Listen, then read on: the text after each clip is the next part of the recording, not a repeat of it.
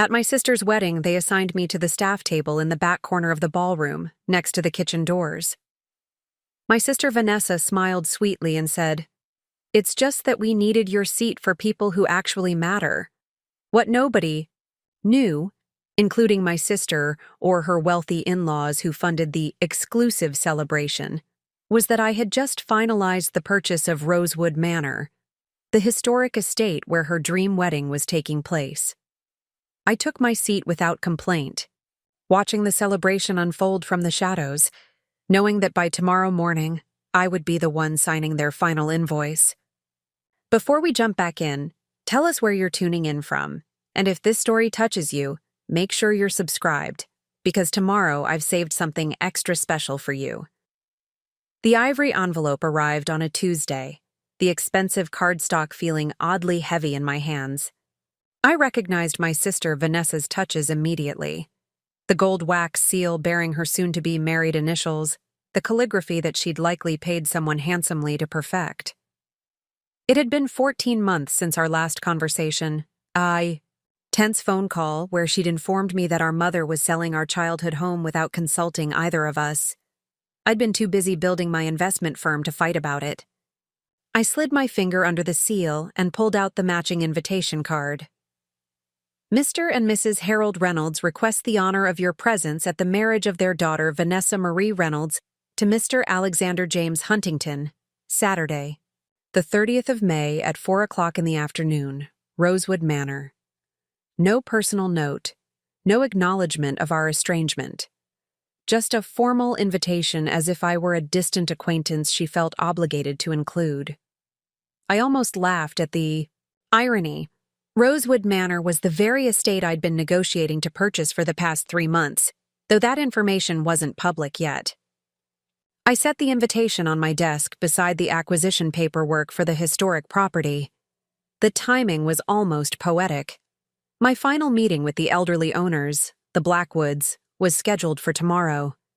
They had accepted my offer over several developers who wanted to tear down the 19th century manor and build luxury condominiums.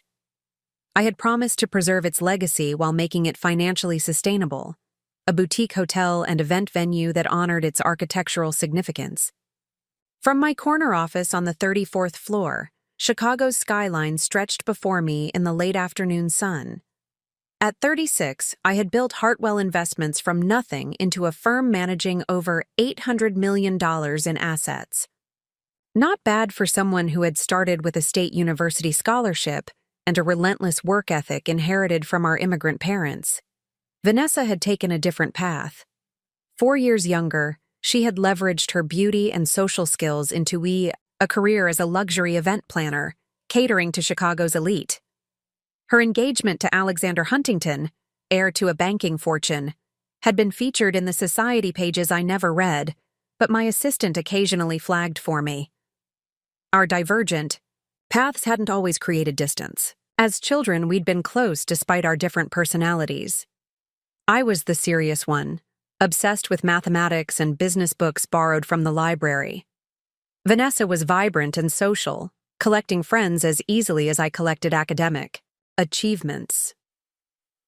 The shift began in high school, when my focus on academics widened the gap between us. By the time I graduated college, our relationship had cooled to polite interactions at family gatherings. After our father's death, 5 years ago, even those became strained.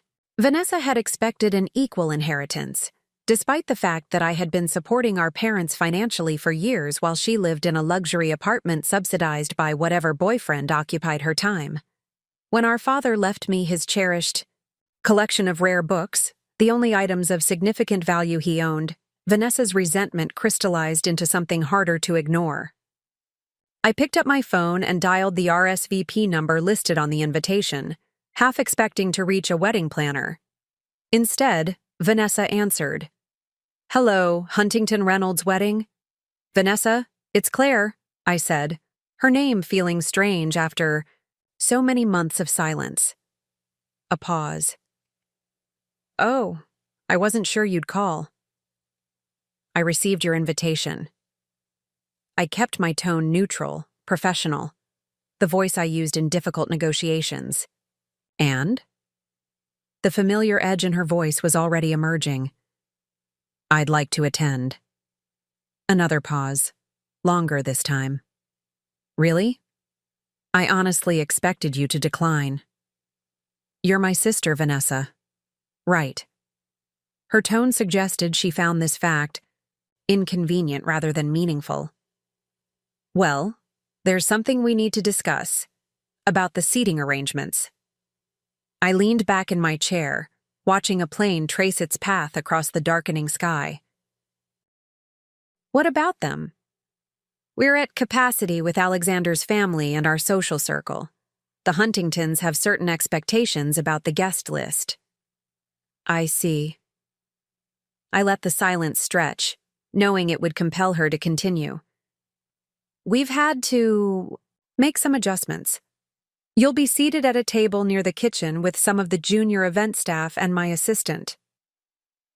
She delivered this information with practiced casualness, as if relegating her only sister to the staff table were a minor, logistical detail. I could have declined then. Could have told her I had an unexpected business trip or a prior commitment I'd forgotten. Instead, I said, I understand. I'll be there. Great, Vanessa replied, the relief in her voice confirming she'd expected a confrontation. Wear something appropriate, Claire. The Huntingtons are very traditional. Nothing too corporate. After we hung up, I sat motionless, staring at the Rosewood Manor brochure beside the acquisition paperwork. The historic estate's facade gazed back at me, its graceful Georgian architecture unchanged since 1883. Soon, this property would be mine. Not just the deed and mortgage, but the responsibility for preserving a piece of history while ensuring its future. The symbolism wasn't lost on me. While Vanessa prepared to marry into old money at an estate she saw merely as an impressive backdrop, I was quietly securing my own legacy through preservation and vision. Our approaches to life couldn't have been more different. I picked up the invitation again, running my finger over the embossed lettering. Rosewood Manor. My Rosewood Manor, though no one knew it yet. The Blackwoods had insisted on keeping the sale confidential until after the transition of ownership, which would be finalized 3 days before Vanessa's wedding. They had honored all existing event contracts, including my sister's wedding, scheduled as one of the final events under their management. What would Vanessa say if she knew? If she realized that her perfect venue, the historic estate she'd doubtless described to her future in-laws as an exclusive setting befitting their social status, would soon belong to the sister she was seating with the staff. I could call her back, decline the invitation, avoid the entire uncomfortable situation. Or I could tell her the truth now and watch her scramble to find another venue with just 2 months' notice. Instead, I opened my laptop and made a hotel reservation near Rosewood Manor for the wedding weekend. There was a certain elegance to silence, to allowing events to unfold naturally. I'd learned this in business. Sometimes the most powerful move was simply to wait, to let others reveal their positions while you held your cards close. In the meantime, I had an estate to acquire and a business strategy to finalize. My sister's wedding would be merely one event in Rosewood Manor's storied history, but perhaps it would mark a turning point in our relationship as well.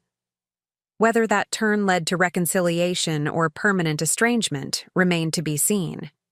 As night fell over Chicago, I returned to the acquisition paperwork, initialing amendments and signing where indicated. Tomorrow, Rosewood Manor would officially begin its transition to my ownership. And in 2 months, I would sit quietly at the staff table, watching my sister celebrate her wedding at my estate, observing from the shadows as I had so many times before. The morning of my meeting with the Blackwoods dawned clear and bright, the kind of perfect spring day that made Rosewood Manor's gardens famous throughout Chicago's social circles. I arrived 30 minutes early, parking my Tesla beneath a canopy of ancient oak trees that lined the estate's winding driveway. The property sprawled across 27 acres of meticulously maintained grounds, the Georgian manor house commanding attention from its position atop a gentle rise. Eleanor Blackwood greeted me at the grand entrance, her silver hair swept into an elegant chignon that complemented her timeless pearl earrings. At 82, she carried herself with the dignified posture of someone who had spent decades as the steward of a historic treasure. "Miss Hartwell, right on time," she said, extending her hand. "Harrison is waiting in the library with the final paperwork." I followed her through the soaring entryway, past walls adorned with original woodwork and period artwork. The manor's interior smelled of beeswax polish and history, a combination that instantly transported me back to the rare bookshops my father had loved to visit. Each room we passed had been painstakingly preserved while incorporating subtle modern amenities. The Blackwoods had managed that delicate balance between honoring the past and acknowledging the present, exactly what I hoped to continue. "Harrison." Blackwood rose from behind an antique mahogany desk as we entered the library. His weathered hands contrasted with the crisp blue suit he wore, a man determined to maintain formality even in the midst of parting with his family's legacy. "Claire?" he said, using my first name as he had since our initial meeting 3 months prior. "The moment has arrived." The paperwork was arranged in precise stacks: transfer of deed, property insurance documents, existing contracts for events scheduled through the end of the year, and employment agreements for the staff who would stay on during the transition. My attorney had reviewed everything the previous week, but I still examined each page carefully before signing. This acquisition represented more than a business investment. It was a commitment to preserving something of genuine cultural and historical significance. As I signed the final document, Eleanor placed her hand atop her husband's arm. The gesture was small, but spoke volumes about their partnership, 59 years of marriage and joint stewardship of Rosewood Manor. For 52 of those years, they had maintained the estate, gradually transforming it from their private residence into one of Chicago's premier event venues, while steadfastly refusing developers' increasingly astronomical offers. Preparing and narrating this story took us a lot of time, so if you are enjoying it, subscribe to our channel. It means a lot to us. Now back to the story. "May I ask you something, Claire?" Eleanor said as Harrison gathered the documents. "Something rather personal?" "Of course," I replied, capping my fountain pen, a gift from my father when I earned my MBA. "Why Rosewood Manor? With your resources, you could have acquired any number of more profitable properties. Commercial real estate in downtown Chicago would certainly offer better returns." I considered her question carefully. The truth was layered, as significant truths often are. "When I was 12, I began. My father brought Vanessa and me here for a community event, a classical music performance to benefit the local hospital. It was the first time I'd ever been inside a house like this, with its history and architectural significance. I remember standing in the grand ballroom, looking up at the hand-painted ceiling medallion and feeling something I couldn't quite name then. I paused, remembering the sense of possibility that had washed over me that day, the first time I understood that spaces could inspire and transform. My father noticed my fascination. He explained how the medallion had been created by Italian artisans brought specifically to Rosewood Manor in 1883, how each tiny brushstroke represented hours of painstaking work. He told me that creating something of lasting value required vision, patience, and attention to detail. Harrison nodded, his eyes revealing that he understood exactly what my father had meant. That conversation shaped my approach to business and life, I continued. When I heard Rosewood Manor might be sold to developers who plan to raise it for luxury condominiums, I couldn't let that happen. This place deserves to continue, to evolve while honoring its origins. Eleanor's eyes glistened slightly. "Harrison said from the beginning that you were different from the other potential buyers. He felt you saw what we see in these walls." "I'm honored by your trust," I said sincerely. "And I intend to honor Rosewood Manor's legacy while ensuring its future." Harrison cleared his throat, emotion briefly overtaking his usual reserve. There's something we haven't discussed. The events already contracted through the end of the year. According to our agreement, you'll honor these commitments, but we hadn't mentioned if you plan to attend any of them personally. I'll likely observe several to better understand the operational flow, I replied, though I don't intend to interfere with the current management team's execution. There's one in particular, Eleanor said, exchanging a look with her husband. A wedding at the end of May, the Reynolds-Huntington ceremony. The bride has been particularly demanding. I maintained my neutral expression with the practiced ease of countless negotiations. Reynolds-Huntington. Yes, I believe I'm familiar with that event. Vanessa Reynolds has visited 7 times for planning sessions, Harrison continued. She's requested numerous exceptions to our standard policies, including extended hours and exclusive use of rooms typically not included in our wedding package. And the Huntington family has leveraged their banking connections to suggest that accommodating their requests would be wise for our future financial considerations, Eleanor added with the slightest edge to her voice. I see. I allowed a small smile. As it happens, Vanessa Reynolds is my sister. The Blackwoods exchanged startled glances.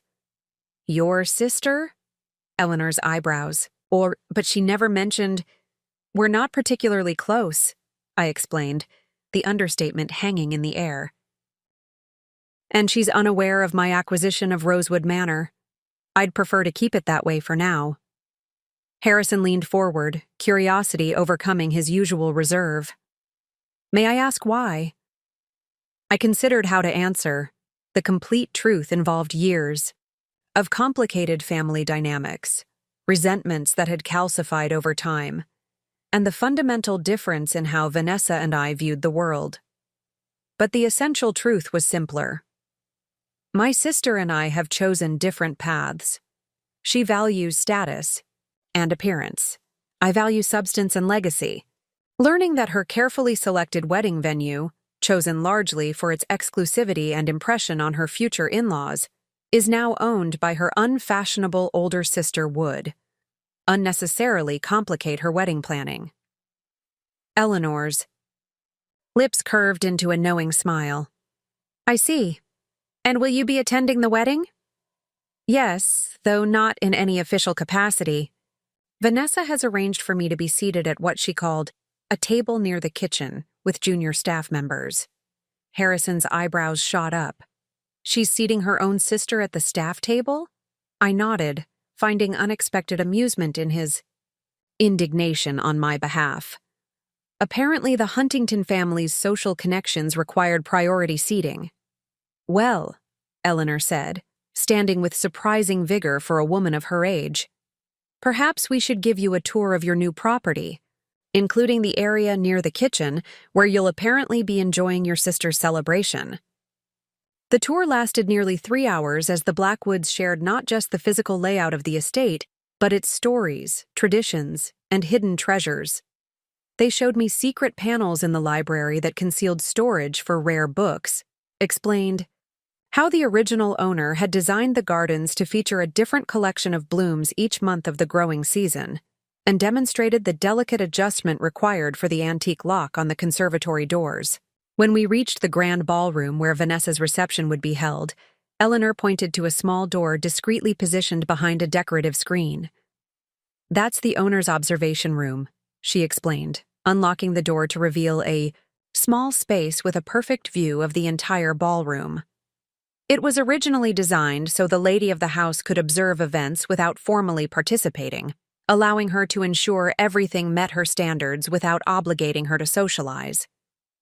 We've used it over the years to monitor events without intruding on our clients' celebrations, Harrison added. There's a similar space overlooking the ceremony garden.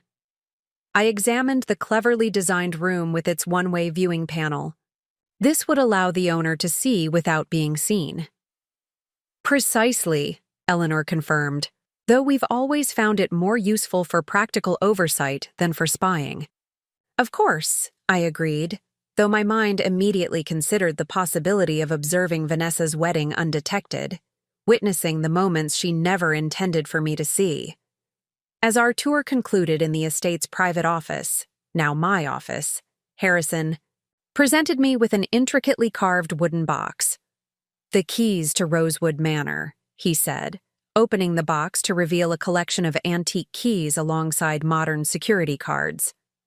"Some are purely ceremonial now, but we've maintained the tradition of passing them to each owner." I accepted the box with appropriate solemnity. I'm honored to become part of Rosewood Manor's history. "There's one more thing," Eleanor said, retrieving a leather-bound ledger from a shelf. "This is the property's journal, a record kept by each owner since 1883. Architectural changes, significant events, even weather anomalies that affected the gardens. We've maintained the tradition throughout our stewardship." I opened the journal carefully, noting entries dating back nearly 140 years, each owner's distinct handwriting chronicling Rosewood Manor's evolution. The Blackwood's entries spanned more than 5 decades. Births, deaths, renovations, and reflections on particularly meaningful events hosted at the estate. "This is extraordinary," I said, genuinely moved by the tangible connection to generations of caretakers. "History isn't just preserved in buildings," Harrison said quietly. "It lives in the continuity of care, in the commitment to something larger than oneself." After signing the final transfer documents and arranging the transition details with the estate's longtime manager, Mrs. Chen, I prepared to leave Rosewood Manor, my Rosewood Manor. As I stood on the front steps with the Blackwoods, the afternoon, sunlight caught the leaded glass windows, sending prisms of light across the limestone facade. "Will you tell your sister eventually?" Eleanor asked, her expression curious rather than judgmental. "Yes," I replied, "though I'm still determining the most appropriate moment." Harrison chuckled softly. "Having observed Ms. Reynolds during her planning visits, I suspect any moment will be dramatic." "Indeed." I extended my hand to each of them. "Thank you for entrusting me with Rosewood Manor. I promise to honor its past while securing its future." As I drove back to Chicago, the weight of my new responsibility settled alongside a curious anticipation for Vanessa's wedding. I had never intended to use the acquisition as leverage against my sister or as some elaborate revenge for years of dismissal. My interest in Rosewood Manor had been genuine from the beginning, a perfect confluence of business opportunity and personal meaning. Yet I couldn't deny a certain poetic justice in the situation. While Vanessa had spent her life cultivating appearances and social connections, I had built something substantial enough to acquire the very symbol of exclusivity she coveted for her wedding. The sister she deemed unworthy of a proper seat at her celebration now owned the venue she had selected to impress her future in-laws. Back at my office, I found 3 messages from Vanessa, each more demanding than the last.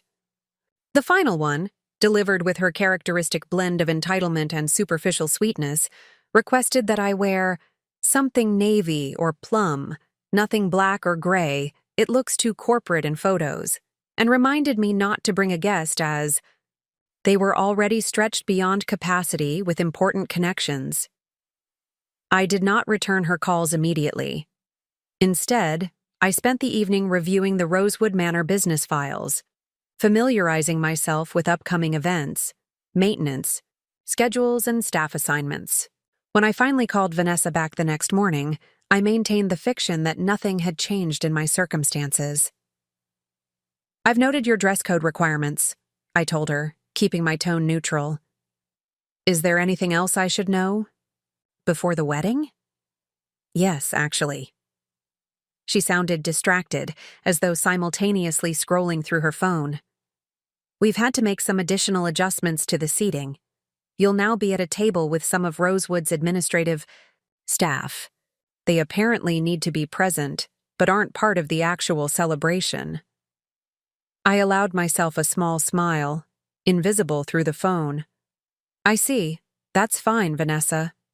Really? She sounded faintly suspicious at my continued agreeableness. Because I know how you feel about being recognized for your accomplishments. The implication was clear. She believed I would be offended at being seated with mere staff, rather than showcased as a successful businesswoman.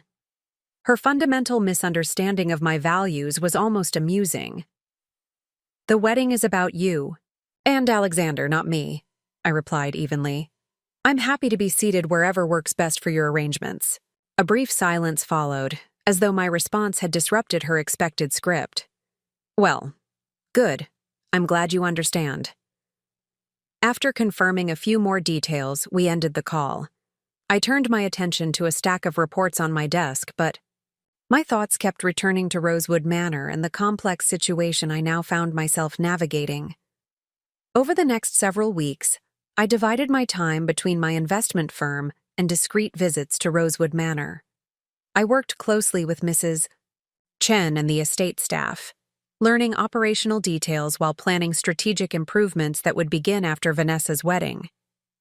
I was careful to schedule these visits when my sister was not conducting her own planning sessions, maintaining the separation between my new role as owner and my assigned role as inconsequential wedding guest. During one such visit, Mrs. Chen, who now knew of my relationship to Vanessa, approached me with obvious discomfort. Ms. Hartwell, there's something you should know, she began, her clipboard clutched tightly against her chest. Your sister has made several comments about you to the staff, comments that were not particularly kind. I nodded, unsurprised. I imagine she's presented me as some sort of corporate drone with no appreciation for the finer aspects of her social world. Among other things, Mrs. Chen confirmed with professional discretion. She specifically instructed the serving staff to provide you with standard service, not the premium attention reserved for important guests. Rather than feeling insulted, I found myself impressed by Vanessa's consistent commitment to hierarchy, even in the smallest details. Thank you for letting me know, Mrs. Chen. Please instruct the staff to follow her directives exactly as specified. When I attend the wedding, I'll be there solely as Vanessa's sister, not as Rosewood Manor's owner. Mrs. Chen's expression revealed both confusion and reluctant respect. May I ask why you're allowing this treatment? You could easily change everything with a single announcement? I finished her thought. Yes, I could, but sometimes the most powerful position is one of observation rather than confrontation. The older woman studied me for a moment before a smile of understanding transformed her features. The Blackwoods chose well, she said, simply, then returned to her duties with renewed efficiency. As May progressed and Vanessa's wedding approached, I maintained my dual roles with increasing curiosity about how the event would ultimately unfold. I had not planned any dramatic revelation or confrontation, despite the temptation to imagine Vanessa's expression upon learning the truth.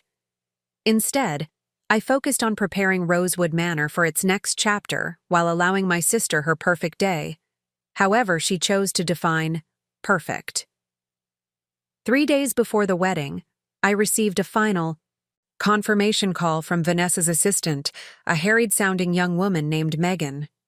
Ms. Hartwell, I'm confirming your attendance at table 19, which will be in the northwest corner of the ballroom, she recited mechanically. Dinner will be the standard chicken option, as the premium selections are reserved for priority tables. Understood, I replied, finding it increasingly difficult to maintain a serious tone as the absurdity of the situation compound. Ms. Reynolds also asked me to remind you about the dress code and to request that you arrive no earlier than 20 minutes before the ceremony, as the photographer will be taking family portraits with Mr. and Mrs. Reynolds and the Huntington family beginning at 3.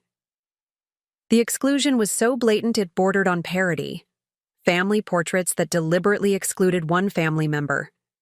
Yet beneath my detached amusement, I recognized the wounded child still driving Vanessa's behavior.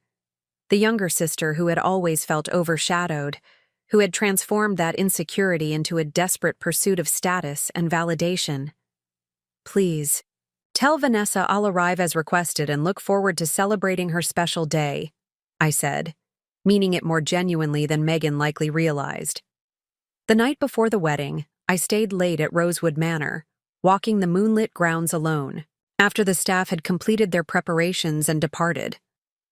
The estate was eerily beautiful in the darkness, string lights illuminating the ceremony garden, white chairs arranged in perfect rows, the reception tent glowing softly at the edge of the great lawn. In the grand ballroom, I located table 19, positioned exactly where Vanessa's assistant had described, as far from the head table as physically possible while still being inside the room. The table settings revealed the distinction between standard and premium service, slightly simpler centerpieces, regular wine glasses rather than crystal, subtly different charger plates beneath white china. I stood by this table for several minutes, considering tomorrow's event from multiple perspectives. As Rosewood Manor's owner, I saw a flawlessly executed high-end wedding that would maintain the estate's reputation for excellence.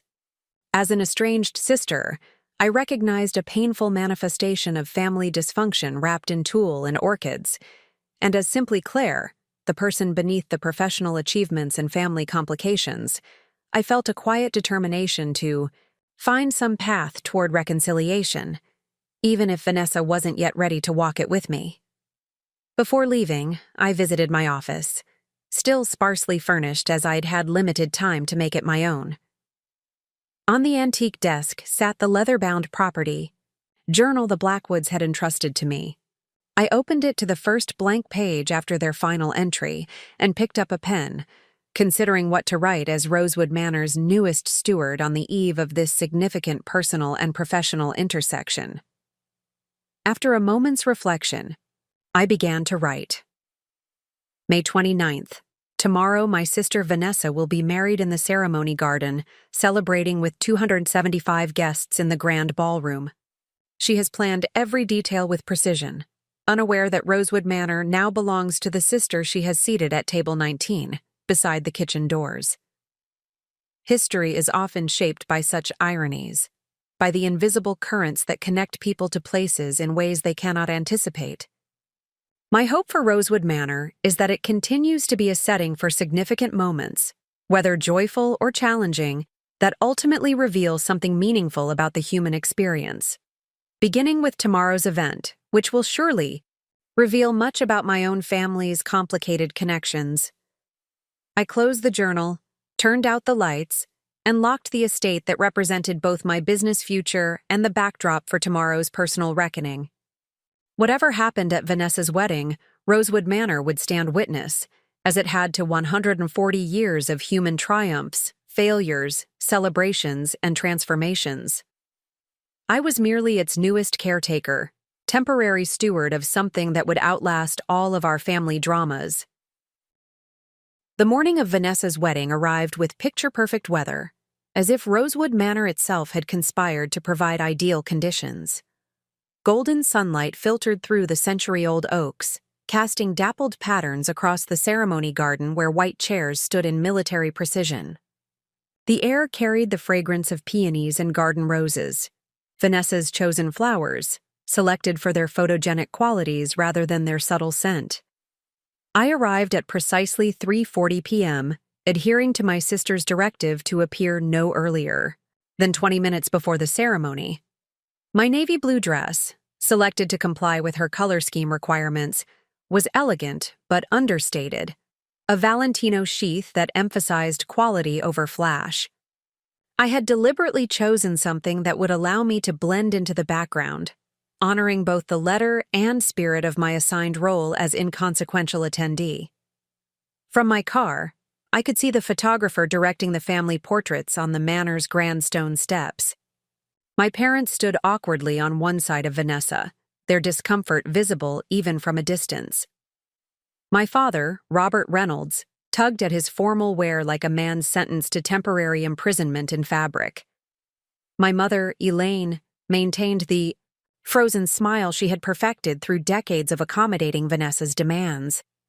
The Huntington family occupied the other side of the frame, exuding the casual confidence of people accustomed to being photographed at important events.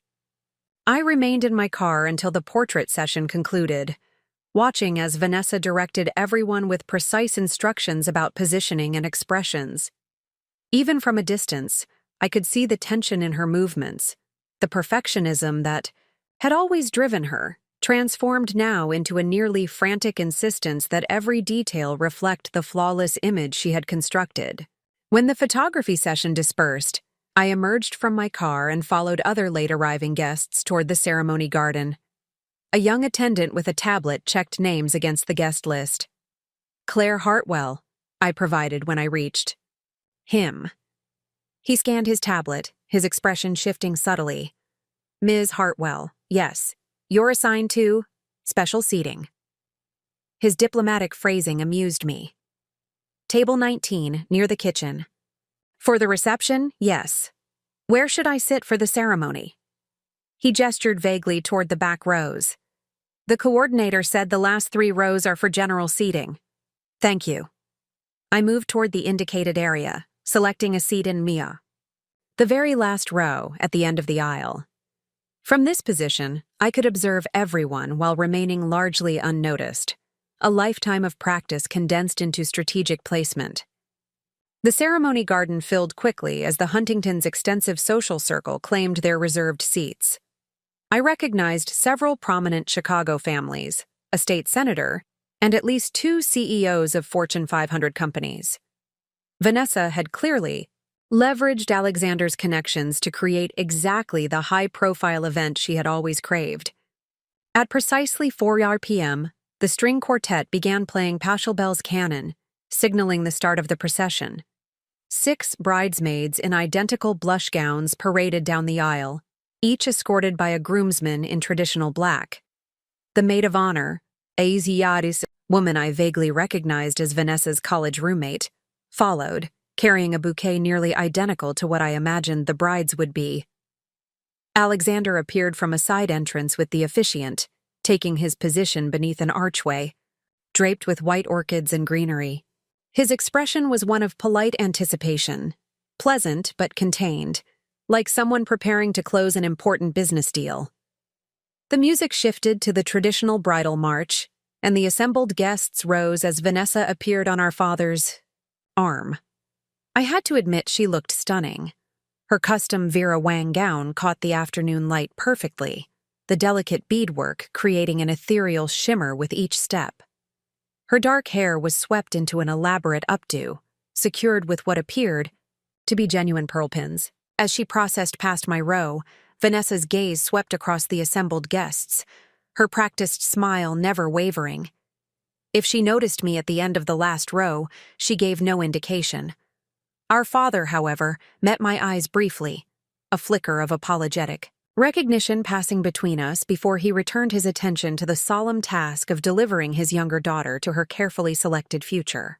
The ceremony proceeded with meticulous precision, vows that sounded professionally edited, readings selected for their elegant brevity rather than personal significance, a unity ritual involving sand from beaches where the Huntingtons owned property.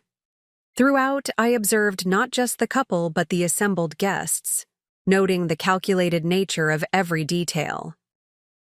This was less a personal celebration than a social merger, an alliance between Vanessa's ambition and the Huntington family's established position. When the officiant finally pronounced them husband and wife, the assembled crowd applauded with appropriate enthusiasm. Vanessa and Alexander processed back down the aisle, pausing periodically for what were obviously predetermined photo opportunities. The photographer directed them with the confidence of someone who had received extremely specific instructions. As guests began making their way toward the cocktail reception on the west lawn, I remained seated, allowing the crowd to thin before I rose to follow. This strategic delay had always been my approach at social functions. Observe first, engage, selectively, maintain position at the periphery where genuine insights could be gathered. Claire, is that you? I turned to find my mother standing nearby, her expression a complex mixture of surprise and concern. "Hello, Mother." I stood, accepting her brief embrace. She stepped back, examining me with the critical eyes she had, always applied more rigorously to me than to Vanessa. "You look professional. Vanessa mentioned you would be here, but I didn't see you before the ceremony." "I arrived exactly when requested," I replied neutrally. "The family portraits didn't include me." A flash of discomfort crossed her features. "Yes, well, Vanessa was very specific about the photography schedule. You know how she gets with her planning." I did indeed know.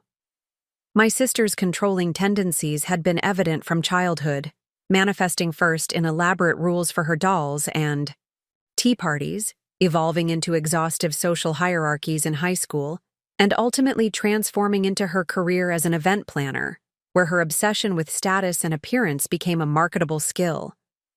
"The ceremony was lovely," I offered, providing my mother an easy transition from the uncomfortable subject of my exclusion. "Wasn't it? The Huntingtons spared no expense. Eleanor and Harrison Blackwood mentioned it's one of the most elaborate weddings Rosewood Manor has hosted in years." My mother glanced around appreciatively at the historic estate. "Such a prestigious venue. Vanessa said they had to book it 18 months in advance and pay a premium to secure a May date." I suppressed a smile at the irony. "Rosewood Manor is certainly special." "Your father and I always knew Vanessa would marry well," she continued, adjusting her ornate fascinator. "Even as a little girl, she had such social instincts. The Huntingtons are exactly the kind of family we hoped she would connect with." The implied comparison to my own life choices hung unspoken between us. While Vanessa had pursued social advancement through strategic relationships, I had built financial independence through work that my parents had never fully understood or valued. "I should join your father for the cocktail reception," my mother said, already glancing toward the gathering on the lawn. "Will you be coming?" "In a moment," I replied. "I'd like to enjoy the gardens briefly." She nodded, clearly relieved. To end our interaction. "We'll see you at the reception then. I believe you're at one of the auxiliary tables?" "Table 19, I confirmed. Near the kitchen." A fleeting expression of embarrassment crossed her features before she composed herself. "Vanessa had so many important connections to accommodate. I'm sure you understand." "I understand perfectly," I assured her, meaning it more completely than she could possibly realize. After my mother departed, I took a private moment to walk through the East Garden, an area not included in the wedding festivities but particularly beautiful this time of year, with early summer blooms just beginning to emerge. As Rosewood Manor's new owner, I had spent several hours with the estate's head gardener, learning about the property's horticultural history and planning thoughtful enhancements that would preserve its character while introducing sustainable practices. This brief solitary interlude allowed me to transition mentally from observer of the ceremony to participant in the reception, albeit a deliberately marginalized one. I reminded myself that my purpose today was not to assert ownership or correct my sister's misconceptions, but to understand more deeply the dynamics that had shaped our relationship. Sometimes the most valuable perspective comes from the periphery. When I entered the grand ballroom for the reception, the transformation from my late-night visit was striking. Crystal chandeliers gleamed above tables adorned with elaborate floral centerpieces. The head table, positioned on a slightly elevated platform, featured a cascade of white orchids and flickering candles in silver holders. A 10-piece band occupied one corner, providing sophisticated background music that would later transition to dance numbers carefully curated to appeal to the Huntingtons' conservative tastes. I located table 19 exactly where expected, positioned as far from the head table as physically possible while still remaining within the ballroom. True to Vanessa's instructions, it was set with the standard service options rather than the premium place settings that adorned more prominent tables. My table mates had not yet arrived, so I took my assigned seat and surveyed the room from my deliberately marginalized vantage point. From this position, I could observe the entire reception unfolding like a theatrical production. The wedding. Party made their entrance to enthusiastic applause, Vanessa and Alexander taking their places at the center of the head table. My parents were seated at table 1, alongside Alexander's parents and grandparents. The careful hierarchy of the remaining tables was evident in their proximity to the head table. Business associates and family friends nearest, more distant connections radiating outward, with the least socially valuable guests, including me, positioned at the outermost ring. As my tablemates began to arrive, I discovered that Vanessa had seated me with Rosewood Manor's administrative staff, who needed to be present for logistical purposes but weren't considered actual guests. The irony of this arrangement was almost too perfect, the owner of the estate positioned as its least significant attendee. Mrs. Chen, who now reported directly to me, took the seat beside mine, maintaining our agreed-upon discretion with remarkable professionalism. "Ms. Hartwell," she greeted me formally, as if we were meeting for the first time. "I'm Sandra Chen, Rosewood Manor's events coordinator." "Lovely to meet you," I replied, matching her tone. "You've done a beautiful job with my sister's wedding." Her eyes conveyed understanding of our shared secret, while her expression remained professionally neutral. "Thank you. We strive for perfection with every event." The other staff members joined us gradually: the assistant groundskeeper, 2 event assistants, and the manor's bookkeeper. All had been briefed about my ownership, but instructed to maintain absolute discretion during the wedding. They played their parts perfectly, making appropriate small talk while subtly acknowledging our unusual situation through knowing glances. Dinner service began with staff delivering the premium appetizer to the inner tables while our table received the standard option, the distinction subtle but unmistakable. The wine poured at table 19 was noticeably different from the reserve bottles being served elsewhere. Each of these details had been specified by Vanessa, created to reinforce the social hierarchy she had so carefully constructed. As the reception progressed through speeches and toasts, I observed my sister in her element, accepting congratulations, laughing at appropriate moments, ensuring that her connection with the Huntington family was on prominent display. She circulated among the important guests with practiced charm, her pathway through the room conspicuously avoiding the back corner where table 19 remained effectively invisible to the main celebration.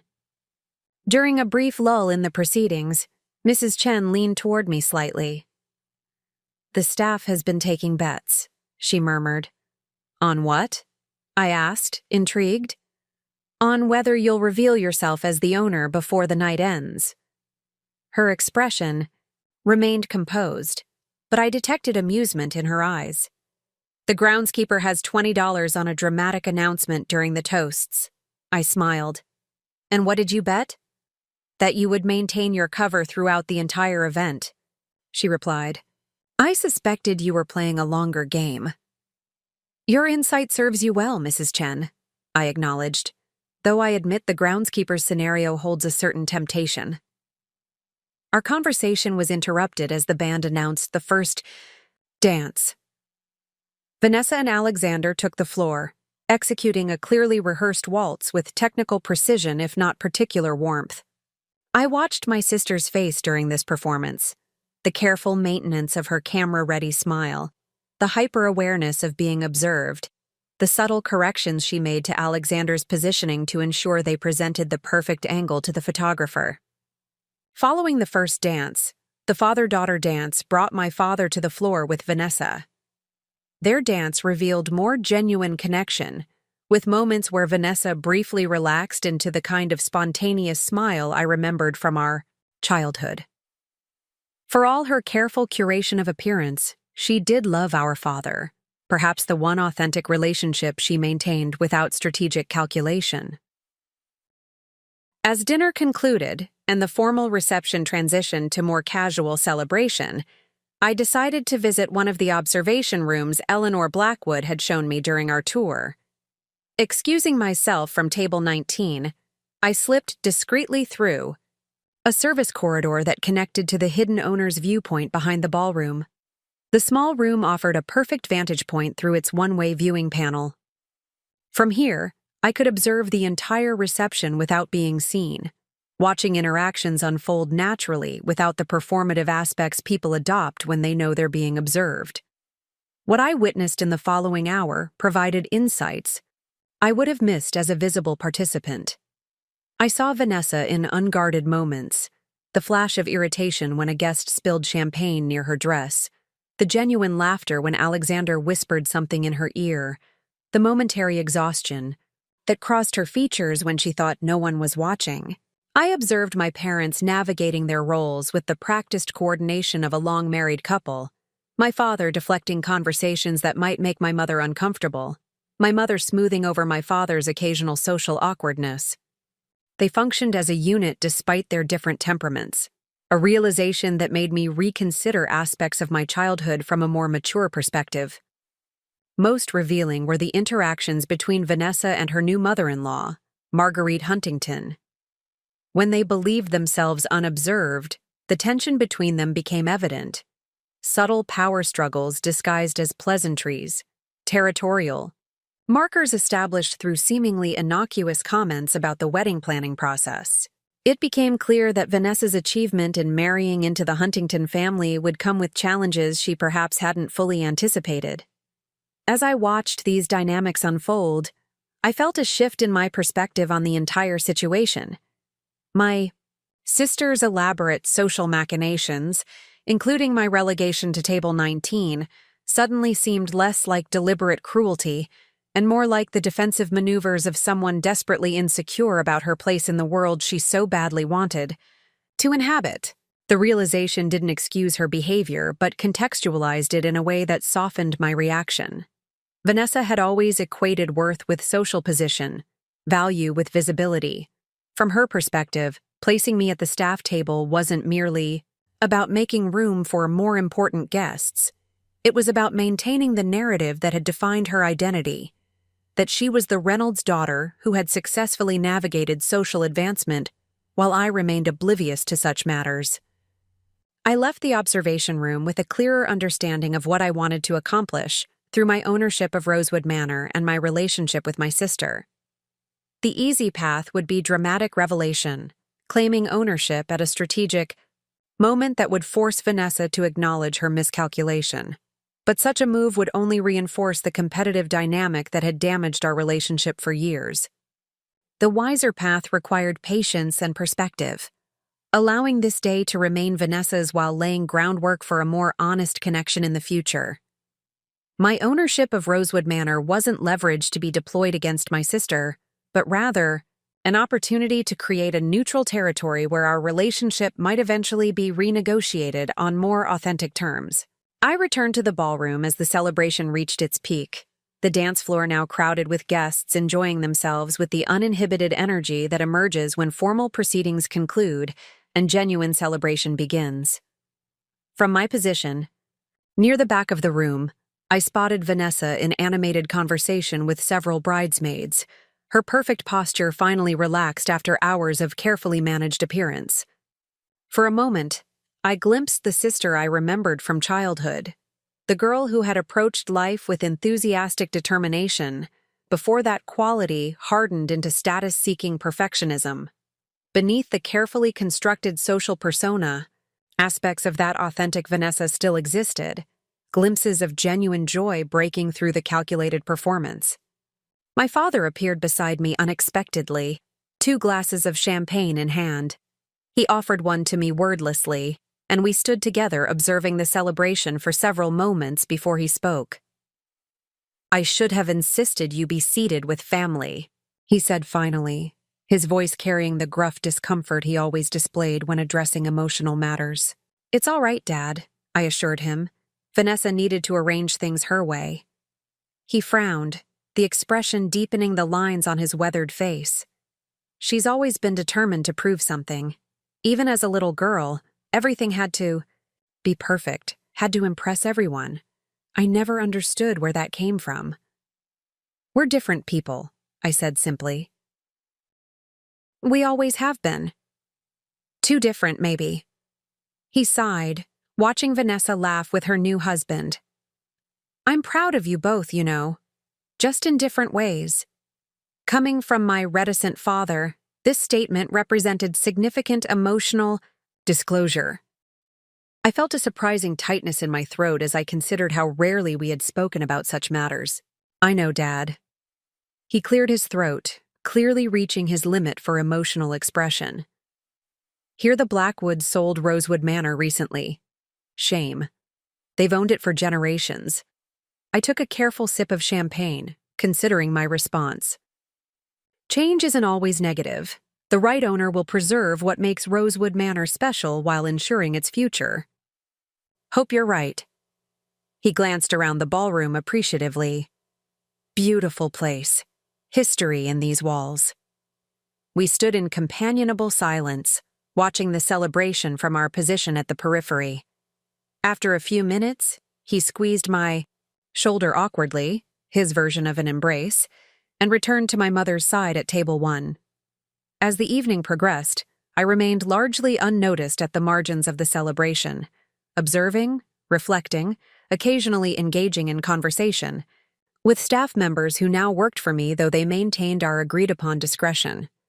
I witnessed the cake cutting, the bouquet toss, strategically directed toward Alexander's cousin, and the choreographed moments that Vanessa had undoubtedly planned with precision. When the time came for the newly married couple to depart for their honeymoon, guests formed the traditional farewell line leading to the vintage Rolls-Royce waiting at the manor's front entrance. I positioned myself near the end of this formation, preparing for what would likely be my only direct interaction with Vanessa during the entire event. As she moved down the line, accepting congratulations and well wishes, I could see her calculating which guests to favor with additional attention, lingering with the Huntingtons' social connections, offering perfunctory thanks to less influential attendees. When she finally reached me, her expression revealed momentary surprise, as if she had genuinely forgotten my presence. "Claire?" she said, her tone shifting to the slightly condescending warmth she typically used with me. "Thank you for coming, and for being so understanding about the seating arrangements." "Congratulations, Vanessa," I replied sincerely. "The wedding was beautiful. Rosewood Manor was the perfect choice." Something in my tone must have registered as unusual, because she studied me more carefully than she had all day. "You think so? I knew you'd appreciate it eventually. There's more to creating the right impression than you usually acknowledge." "There's certainly more to Rosewood Manor than meets the eye," I agreed, allowing myself this small hint. "I hope you'll visit again someday under different circumstances." She laughed lightly, already looking past me to the next guest. "Perhaps for someone else's wedding. Once you've used a venue, it's time to move on to somewhere new." "We'll see," I said, stepping back to allow her to continue down the line. "Enjoy your honeymoon, Vanessa." As the Rolls-Royce departed amid a shower of eco-friendly confetti, selected after Vanessa had researched what photographed best, I remained on the manor's front steps, watching until the vintage car disappeared down the tree-lined drive. The guests began dispersing to their own vehicles, the Huntingtons and their closest associates departing for an exclusive after-party at their country club. I returned to the now-empty ballroom where staff had already begun the efficient process of transforming the space back to its neutral state. Mrs. Chen approached me, clipboard in hand, professional mask still firmly in place despite most guests having departed. "Will you be conducting the final walkthrough tonight, Ms. Hartwell, or would you prefer to leave that to the staff?" she asked, her formal tone containing a hint of amusement. "I think I'll stay," I replied, slipping off my heels and replacing them with the flat shoes I'd wisely brought along. After all, it's my responsibility to ensure Rosewood Manor maintains its standards. As the cleanup progressed around us, I moved through the spaces of my estate. The grand ballroom where my sister had celebrated without knowing whose hospitality she enjoyed. The gardens where she had pledged her future to Alexander. The historic rooms where the next chapter of Rosewood Manor's story was just beginning. Tomorrow would bring new challenges and opportunities. Vanessa would eventually learn of my ownership, and that revelation would require careful navigation.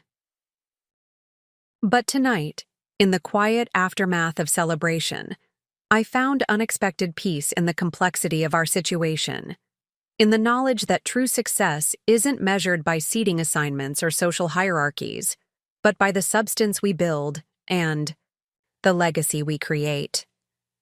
I made my way to the owner's office, my office, and opened the estate's leather-bound journal. Below my entry from the previous evening, I added, May 30th, tonight Rosewood Manor hosted the Reynolds-Huntington wedding. From Table 19, I observed not just a social occasion, but the complex dynamics that define family relationships. The true value of this estate lies not in its exclusivity, but in its capacity to hold human stories, celebrations and disappointments, performances and authentic moments, endings and beginnings. As both owner and marginalized guest, I occupied a unique position between visibility and shadow. Perhaps that liminal space is where the most valuable truths emerge. The morning after Vanessa's wedding dawned with gentle spring sunshine filtering through my hotel room curtains. While the newlyweds were likely boarding their first-class flight to the Maldives, I sat cross-legged on my bed with my laptop, reviewing the preliminary event report Mrs. Chen had emailed at midnight. The wedding had been flawlessly executed from a logistical perspective, service timing precise, vendor coordination seamless, guest experience meticulously managed.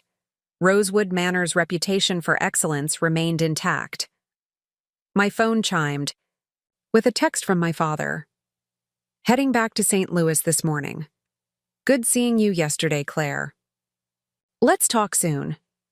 This constituted effusive communication by his standards, and I appreciated the effort. I replied with a simple affirmative, then turned my attention to the day ahead. As the official owner of Rosewood Manor for exactly 1 week, I had scheduled a full staff meeting to formally introduce myself and outline my vision for the estate's future. The timing had been deliberately planned for immediately after Vanessa's wedding, allowing me to maintain our secret through her celebration while moving forward with transparency among the team that would help implement my plans. After a quick breakfast, I drove the familiar route to Rosewood Manor, this time turning down the private service road that led to the staff entrance. The employee parking area contained a dozen vehicles, the core team arriving early as requested for this special meeting. I pulled my Tesla alongside Mrs. Chen's sensible Volvo and gathered the presentation materials I'd prepared. The staff waited in the estate's conservatory, a sun-filled space typically used for intimate gatherings, but perfect for this important transition moment. 24 people sat in arranged chairs, their expressions ranging from curiosity to mild anxiety about the purpose of this unscheduled assembly. Mrs. Chen had maintained absolute discretion about my ownership, informing the team only that the Blackwood's successor would be addressing them personally. She greeted me at the conservatory entrance with her characteristic efficiency. Everyone is present, Ms. Hartwell. Would you like coffee before we begin?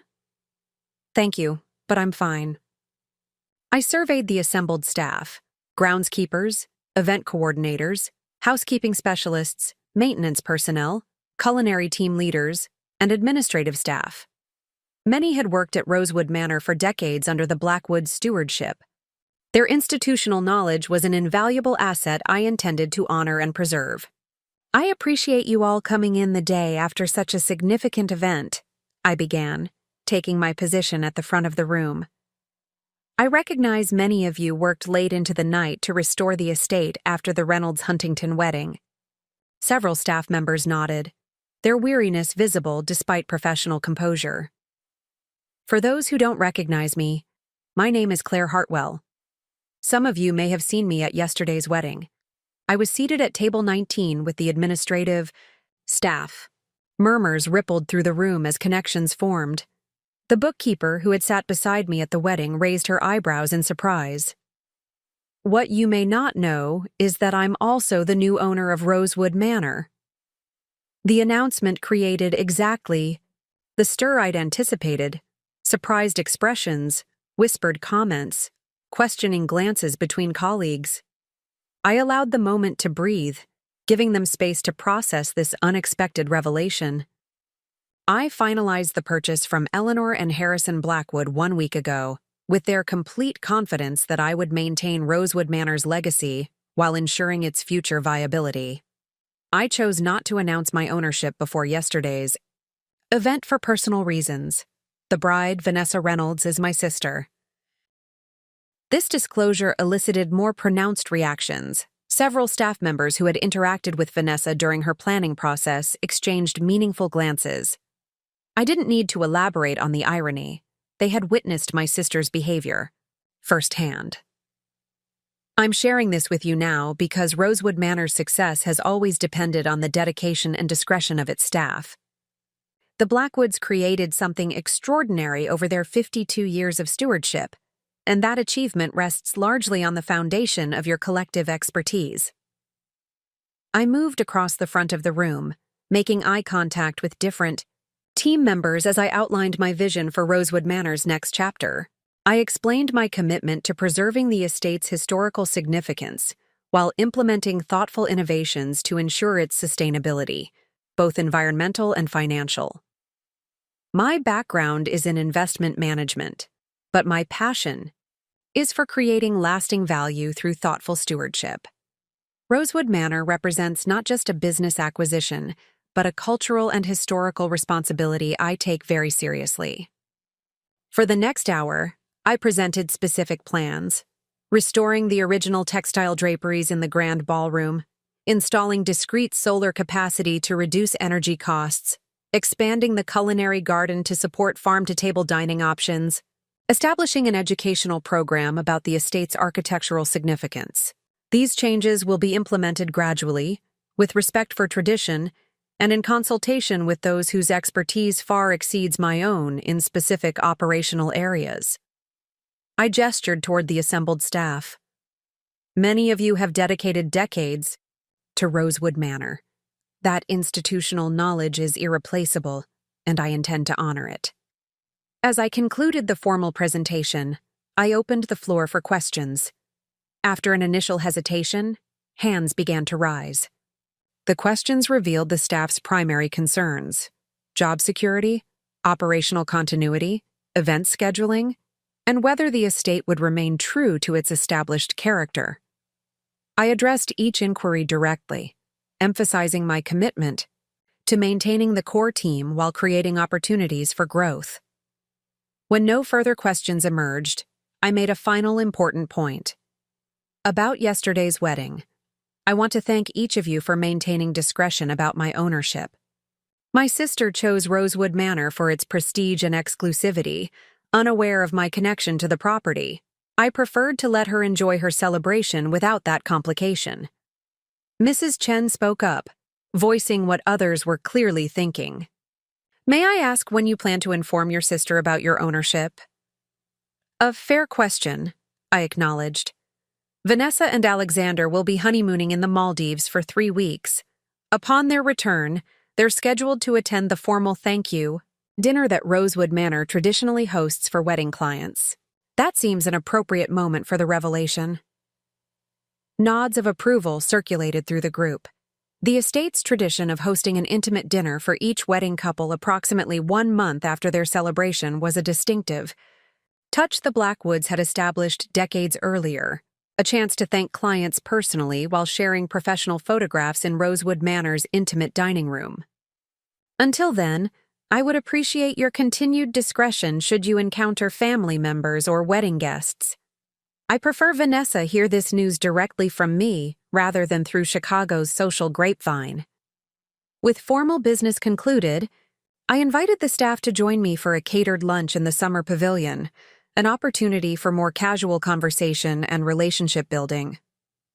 As we transitioned from the conservatory, Bernard Jackson, the head groundskeeper who had maintained Rosewood Manor's elaborate gardens for 27 years, fell into step beside me. May I speak frankly, Ms. Hartwell? He asked, his weathered face serious beneath his gray hair. Of course, Bernard, and please call me Claire. He nodded, seemingly gathering his thoughts. The Blackwoods mentioned you were different from other potential buyers, that you saw Rosewood Manor's soul, not just its business potential. That's a meaningful compliment coming from them, I replied. Yesterday, watching from the maintenance shed while your sister had her wedding. He paused, choosing his words carefully. Seeing you seated where you were, knowing what we knew but couldn't say, it showed character. Character isn't particularly valued in many business circles, I noted wryly. Maybe not, he agreed. But it matters here. This place has stood for nearly a century and a half because each owner understood they were temporary stewards of something that outlasts any individual. Most developers who approached the Blackwoods saw only potential luxury condominiums on valuable acreage. We paused by the ancient oak that dominated the east lawn, its massive branches creating a natural cathedral above us. Bernard rested his hand on the rough bark with the familiarity of an old friend. This tree was already 50 years old when Rosewood Manor was built, he said. It'll likely be here 100 years after we're gone. The Blackwoods understood that perspective, that our decisions should honor what came before and what continues after. I share that philosophy, I assured him. Rosewood Manor deserves an owner who respects its past while securing its future. Bernard nodded, apparently satisfied. Your sister didn't see it, you know? Not really. Walked these grounds a dozen times planning her wedding and never once noticed the original landscape design, the sightlines carefully planned from each window, the way the gardens progress through subtle color transitions as you move through them.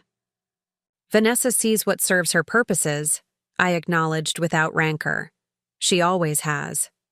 And yet you let her have her day, he observed, sitting at that back table, watching others take credit for your property. Some satisfactions are worth delaying, I replied, and some revelations are more effective when properly timed.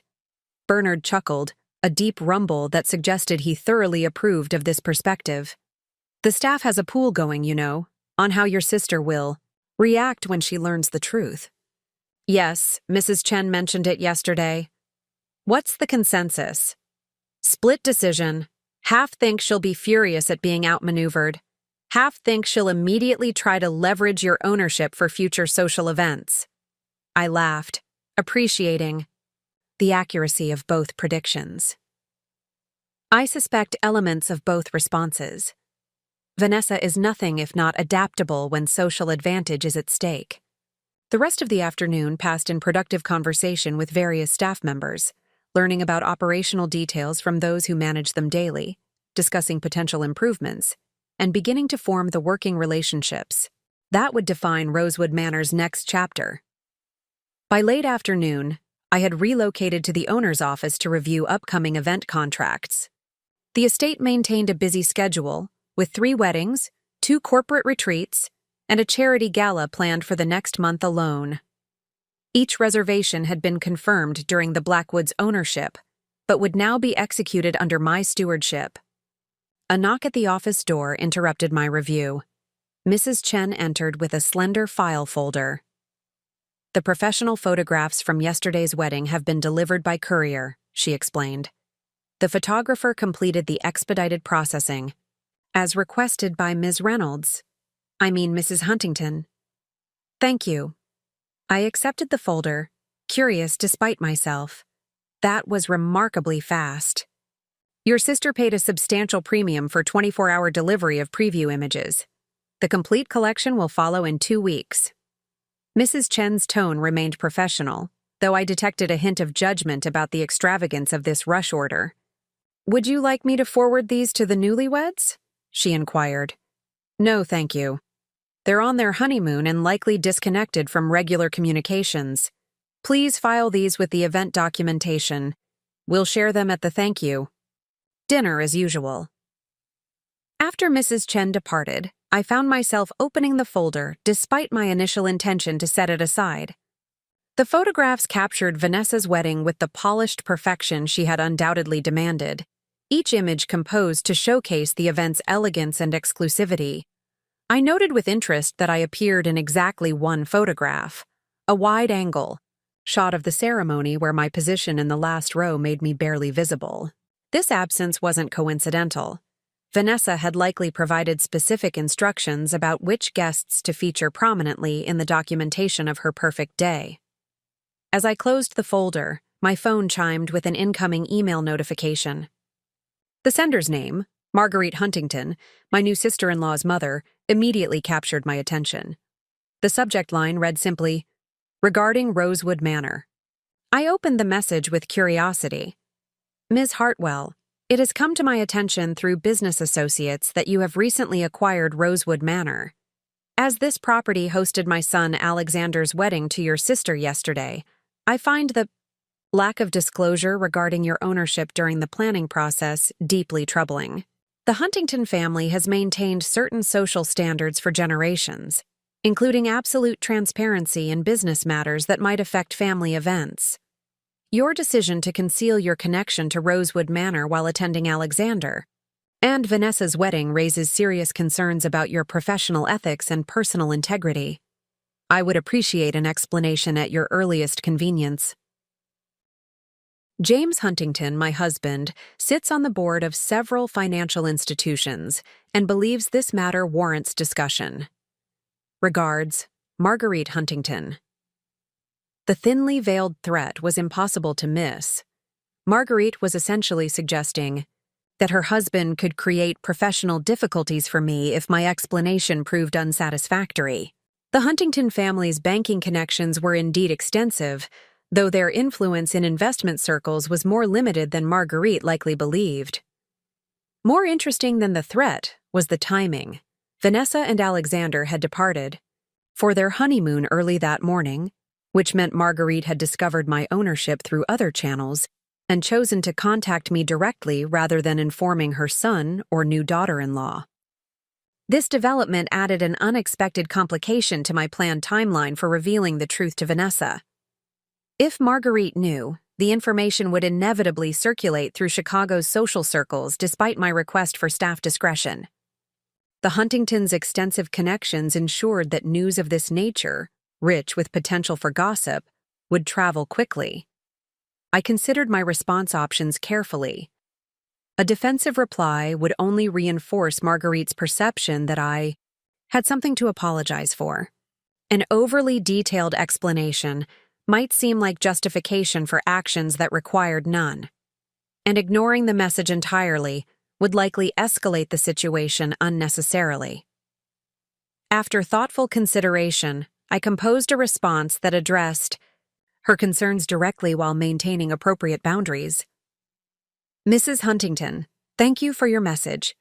I acquired Rosewood Manor from the Blackwoods 7 days ago after several months of negotiation. The timing relative to Alexander and Vanessa's wedding was coincidental rather than strategic. My decision not to announce my ownership during yesterday's celebration was based solely on my desire not to distract from the couple's special day. As I'm sure you understand, a wedding should focus entirely on the bride and groom, not on peripheral business matters. Vanessa and Alexander are currently enjoying their honeymoon, as you know. Upon their return, I plan to share this information with them personally at Rosewood Manor's traditional post-wedding dinner, where we host each couple to share professional photographs and express our appreciation for their business. I value transparency in all my professional dealings and would be happy to discuss Rosewood Manor's future plans with you at an appropriate time. The estate will continue its tradition of excellence while introducing thoughtful enhancements to ensure its sustainability for generations to come. Best regards, Claire Hartwell, owner, Rosewood Manor." I sent the message, recognizing that this exchange likely marked the beginning rather than the end of complicated dynamics with the Huntington family. Their reaction to discovering that Vanessa's unfashionable sister now owned the prestigious venue they had selected to showcase their social position would undoubtedly create ripple effects I would need to navigate carefully. The revelation had come sooner than I anticipated, but perhaps that was for the best. It would allow the initial shock and adjustment to occur while Vanessa and Alexander were enjoying their honeymoon, potentially creating space for more measured reactions upon their return.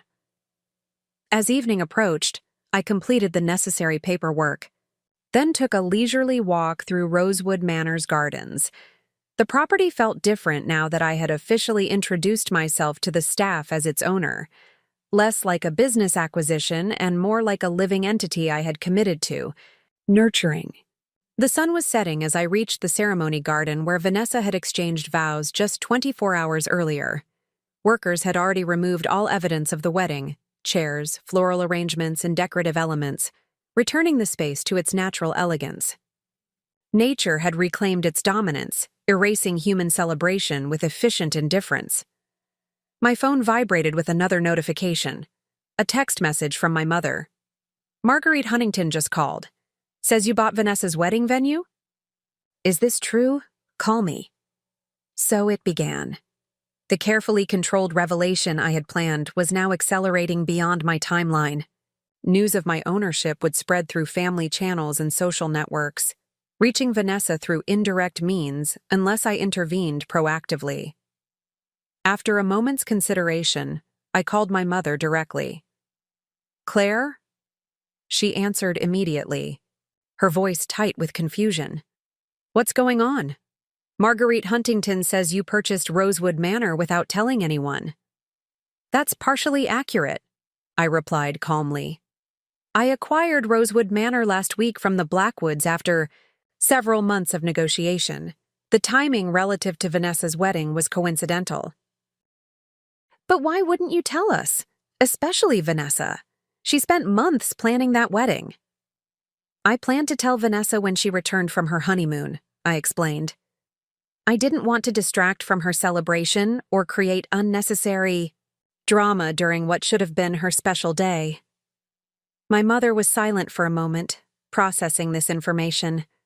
"So you just sat at that back table, knowing you owned the place?" "Yes." Another lengthy pause. "I don't understand you sometimes, Claire." "I know," I acknowledged, without defensiveness. "But consider how Vanessa would have reacted if I'd announced my ownership the day before her wedding. The entire event would have become about that revelation rather than her marriage." "I suppose that's true," my mother admitted reluctantly. "Vanessa would have been upset." This was a significant understatement, but I let it pass without comment. "How did Marguerite Huntington discover my ownership?" I asked, curious about the information pathway. "Something about Harrison Blackwood mentioning it to someone at their country club who happened to be on a committee with James Huntington," my mother explained vaguely. "You know how these things travel in certain circles." Indeed, I did, which was why I had requested staff discretion. However, I had no control over the Blackwoods' communications, and I couldn't fault them for discussing their retirement and the estate's new ownership with their social peers. Marguerite seemed quite concerned about the situation, my mother continued, her diplomatic phrasing barely concealing the likely reality that Marguerite had been furious. "I've responded to her email explaining my reasoning," I said. "But the more important question is whether we should contact Vanessa directly or wait until she returns from her honeymoon as planned." My mother sighed heavily. "If we don't tell her and she hears from someone else, she'll be even more upset. But contacting her during her honeymoon with this news would disrupt what should be a special time for her and Alexander," I finished. "Which is exactly why I plan to wait until their return." "Let me speak with your father," she decided. "He might have insight about the best approach.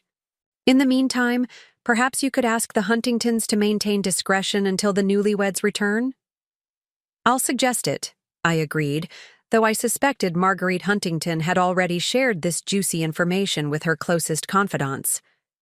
"Please let me know what you and Dad decide about contacting Vanessa." After ending the call, I composed another email to Marguerite Huntington, politely requesting temporary discretion for the newlyweds' benefit. Whether she would honor this request remained to be seen, but the attempt was worth making. As darkness settled over Rosewood Manor, I stood on the main terrace overlooking illuminated gardens where generations had celebrated significant moments.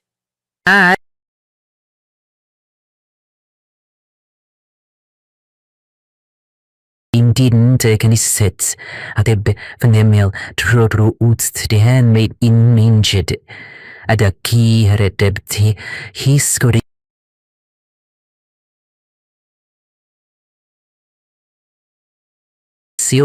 session. Vanessa's reaction, whenever and however she received the news, would likely combine outrage at being upstaged, embarrassment at having unknowingly showcased her sister's property to impress her in-laws, and calculated consideration of how this development might serve her future social ambitions. The complexity of her response would reflect the complexity of our relationship. Layers of competition, misunderstanding, and the lingering connection of shared history that neither of us could fully escape. In the estate's leather-bound journal that evening, I added a new entry. May 31st, today, Rosewood Manor's staff learned the identity of their new owner, and the carefully maintained boundary between my roles as owner and wedding guest began, dissolving sooner than anticipated. Marguerite Huntington has discovered my connection to the property and raised concerns about transparency. The revelation I had planned for Vanessa's return from her honeymoon may now occur through indirect channels I cannot control. This situation reminds me that even the most carefully constructed narratives remain vulnerable to external forces, an important lesson for both property management and family relationships. Tomorrow brings new challenges as this information continues to circulate, but Rosewood Manor itself stands unaffected by these human complications, its grounds and structures indifferent to who claims ownership or how that claim affects social hierarchies. Perhaps there's wisdom in that perspective. By the following morning, it became clear that Marguerite Huntington had not honored my request for discretion. My phone began ringing at 7:30 a.m. with calls from family members and acquaintances who had attended Vanessa's wedding, each expressing variations of surprise about my secret purchase of Rosewood Manor. I handled these inquiries with composed professionalism, explaining my reasoning without defensiveness while redirecting conversations toward the estate's future, rather than the wedding dynamics. After the fifth such call, I instructed my assistant to begin screening contacts with a prepared statement that emphasized my commitment to Rosewood Manor's legacy and requested respect for the newlyweds' privacy during their honeymoon. At 9:15 a.m., I received a text message from my father. Your mother and I discussed the situation. Decided not to contact Vanessa during honeymoon.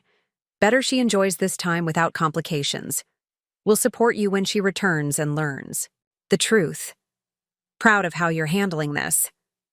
His message provided unexpected reinforcement as I prepared for my first full day as Rosewood Manor's publicly acknowledged owner.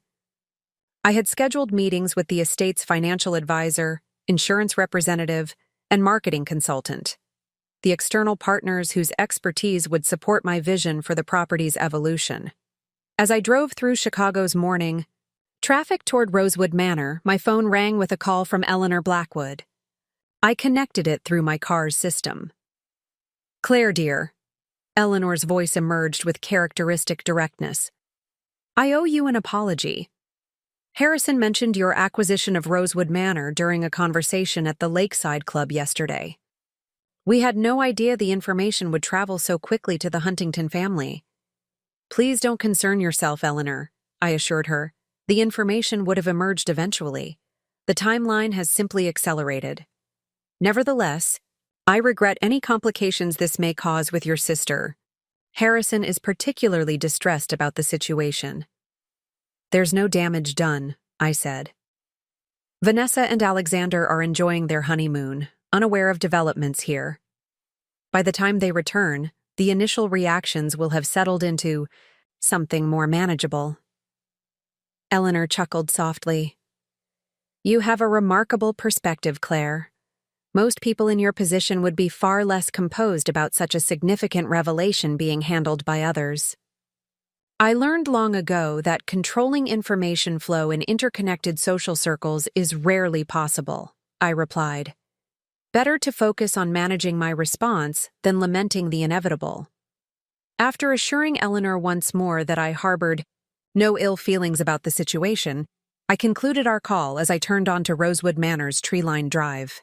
The estate appeared particularly beautiful in the morning light, its limestone facade glowing warmly against the backdrop of ancient oaks. Mrs. Chen was waiting at the main entrance, her expression revealing that news had already reached the staff.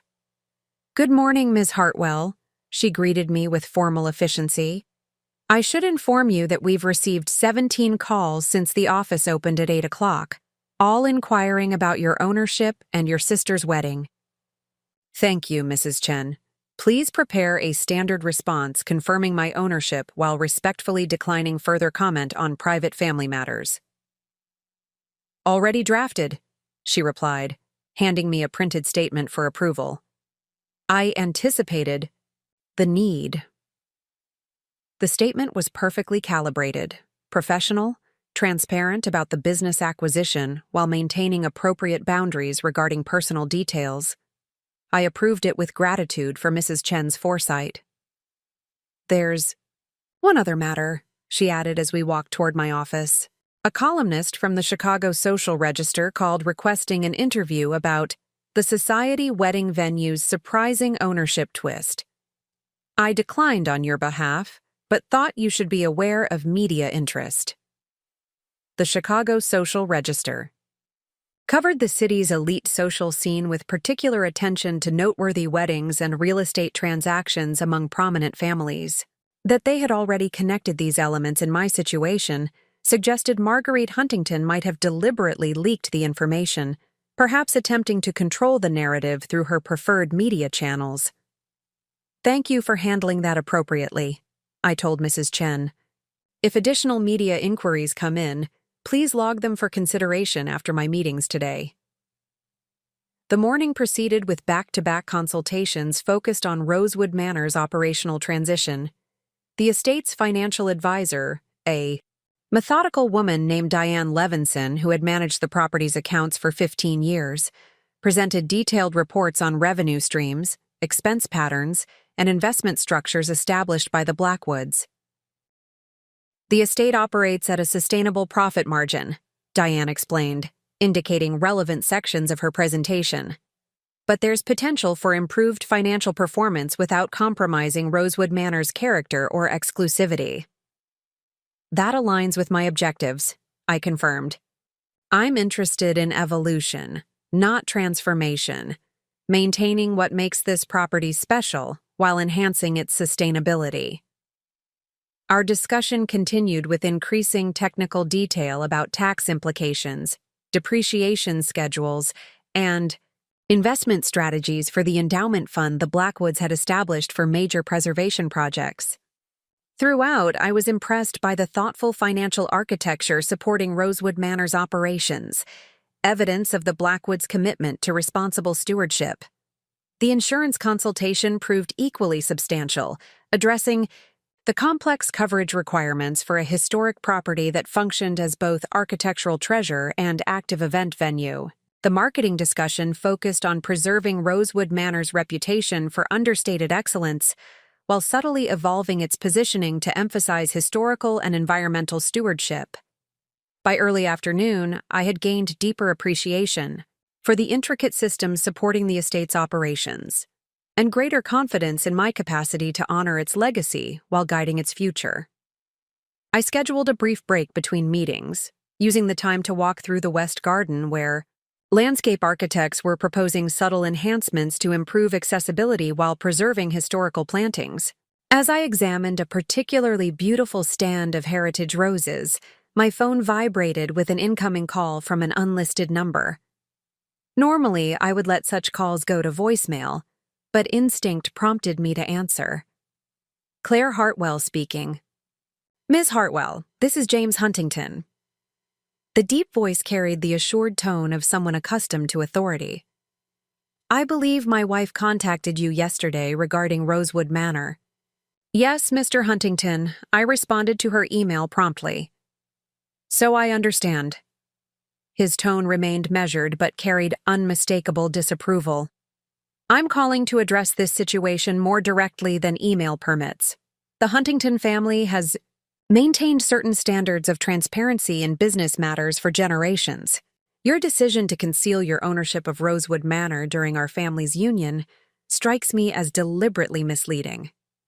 I chose my response carefully, maintaining professional composure despite his confrontational approach. I appreciate your concern for transparency, Mr. Huntington. My acquisition of Rosewood Manor was a business decision made independently of my sister's wedding plans, which were established more than a year before my negotiations with the Blackwoods began. That may be, he conceded without warming. However, once you became aware of the connection, disclosure would have been appropriate. I made a judgment call to avoid potentially disrupting Alexander and Vanessa's celebration, I explained. My intention was to share this information privately with them upon their return from honeymoon, rather than creating a distraction during what should have been their special day. A brief silence followed before he responded. An interesting perspective. I wonder if your sister would agree with your assessment of what would constitute a distraction at her wedding. Vanessa and I often have different perspectives, I acknowledged, but my decision was made with respect for her celebration, not to mislead your family. Be that as it may, James Huntington continued, this situation raises questions about your approach to business ethics that concern me. As you may know, I serve on several financial oversight boards where reputation and transparency are paramount considerations. The implied threat was now explicit. He was suggesting that this personal matter might have professional implications. I recognized the tactic as one commonly employed by those accustomed to leveraging their positions to influence others' behavior. Mr. Huntington, I responded with quiet confidence, I've built Hartwell Investments on an uncompromising foundation of ethical practice and transparent client relationships. My firm manages over $800 million in assets for clients who value both performance and integrity. I'd be happy to provide references from industry leaders who can speak to my professional ethics, should that alleviate your concerns. My calm, counter-positioning seemed to catch him off guard. After a moment's hesitation, his approach shifted slightly. That won't be necessary at this juncture, he said. My primary concern is ensuring that Alexander and Vanessa aren't blindsided by this information through social channels while on their honeymoon. We share that concern, I assured him. My parents and I have decided not to contact them during their trip, allowing them to enjoy this special time without unnecessary complications. I would appreciate your family taking the same approach. Marguerite has already reached out to Alexander, he admitted. She felt it was important he be informed promptly, given the circumstances. I suppressed a sigh at this predictable development. I see. May I ask when this communication occurred? This morning, he replied. Though they may not receive the message immediately, given the remote location of their resort. So the timeline had accelerated yet again. Now Vanessa would likely learn about my ownership of Rosewood Manor not through careful conversation with me upon her return, but via her mother-in-law's message delivered during her honeymoon. The revelation would come framed by Marguerite's perspective, undoubtedly emphasizing deception rather than discretion, manipulation rather than consideration. Thank you for that information, I said, maintaining my professional tone. Since Alexander and Vanessa will now be informed through your family's communication, perhaps we can focus on moving forward constructively. Rosewood Manor represents a significant business investment for me and an important historical property for Chicago. I intend to honor its legacy while ensuring its sustainability. James Huntington seemed to recalibrate based on my steady response. The property does have considerable historical significance, he acknowledged, his tone moderating slightly. The Blackwoods maintained impressive stewardship for many years.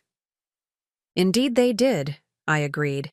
My acquisition was motivated largely by commitment to preserving that legacy when developers were proposing to replace the estate with luxury condominiums. This information appeared to register with him. The Huntingtons' appreciation for historical preservation was well known in Chicago's social circles, with several family members serving on architectural conservation boards. I wasn't aware developers were targeting the property, he said, genuine concern evident in his voice. That would have been a significant loss. The Blackwoods felt similarly, I replied, which is why they selected a buyer committed to preservation rather than maximizing their financial return. Our conversation shifted toward Rosewood Manor's architectural significance and my plans for historically appropriate enhancements.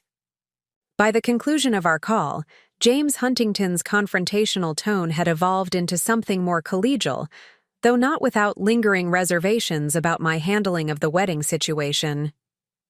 "I appreciate your time, Mr. Huntington," I said as our discussion wound down. "When Alexander and Vanessa return from their honeymoon, I would welcome the opportunity to give your family a private tour of Rosewood Manor. The estate has fascinating historical elements that aren't visible during standard events."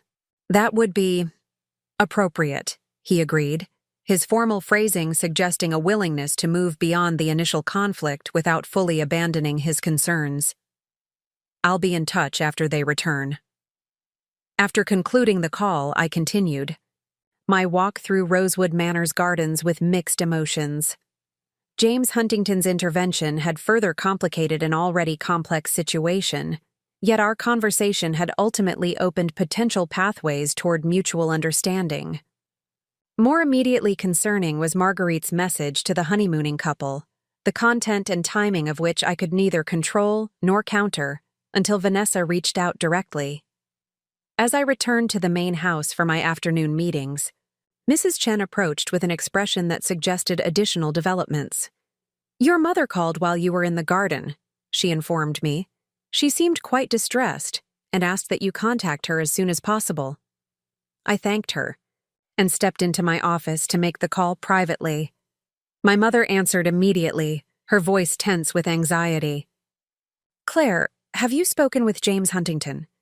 "Yes, just now," I confirmed. "He mentioned Marguerite has already contacted Alexander about my ownership of Rosewood Manor." "It's worse than that," my mother said, her words tumbling out rapidly. "Vanessa called me 20 minutes ago, absolutely furious. Apparently the resort does have satellite phone service for emergencies, and Marguerite managed to reach them directly." I closed my eyes briefly, absorbing this accelerated timeline. What did Vanessa say? "She was nearly incoherent with anger," my mother reported. "Kept saying you deliberately humiliated her, that you bought Rosewood Manor specifically to undermine her perfect wedding. She's convinced you seated yourself at the staff table knowing you owned the place, just to create some dramatic revelation later."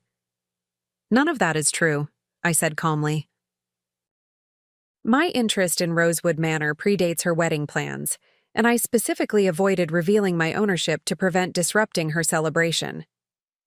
"I tried explaining that," my mother sighed.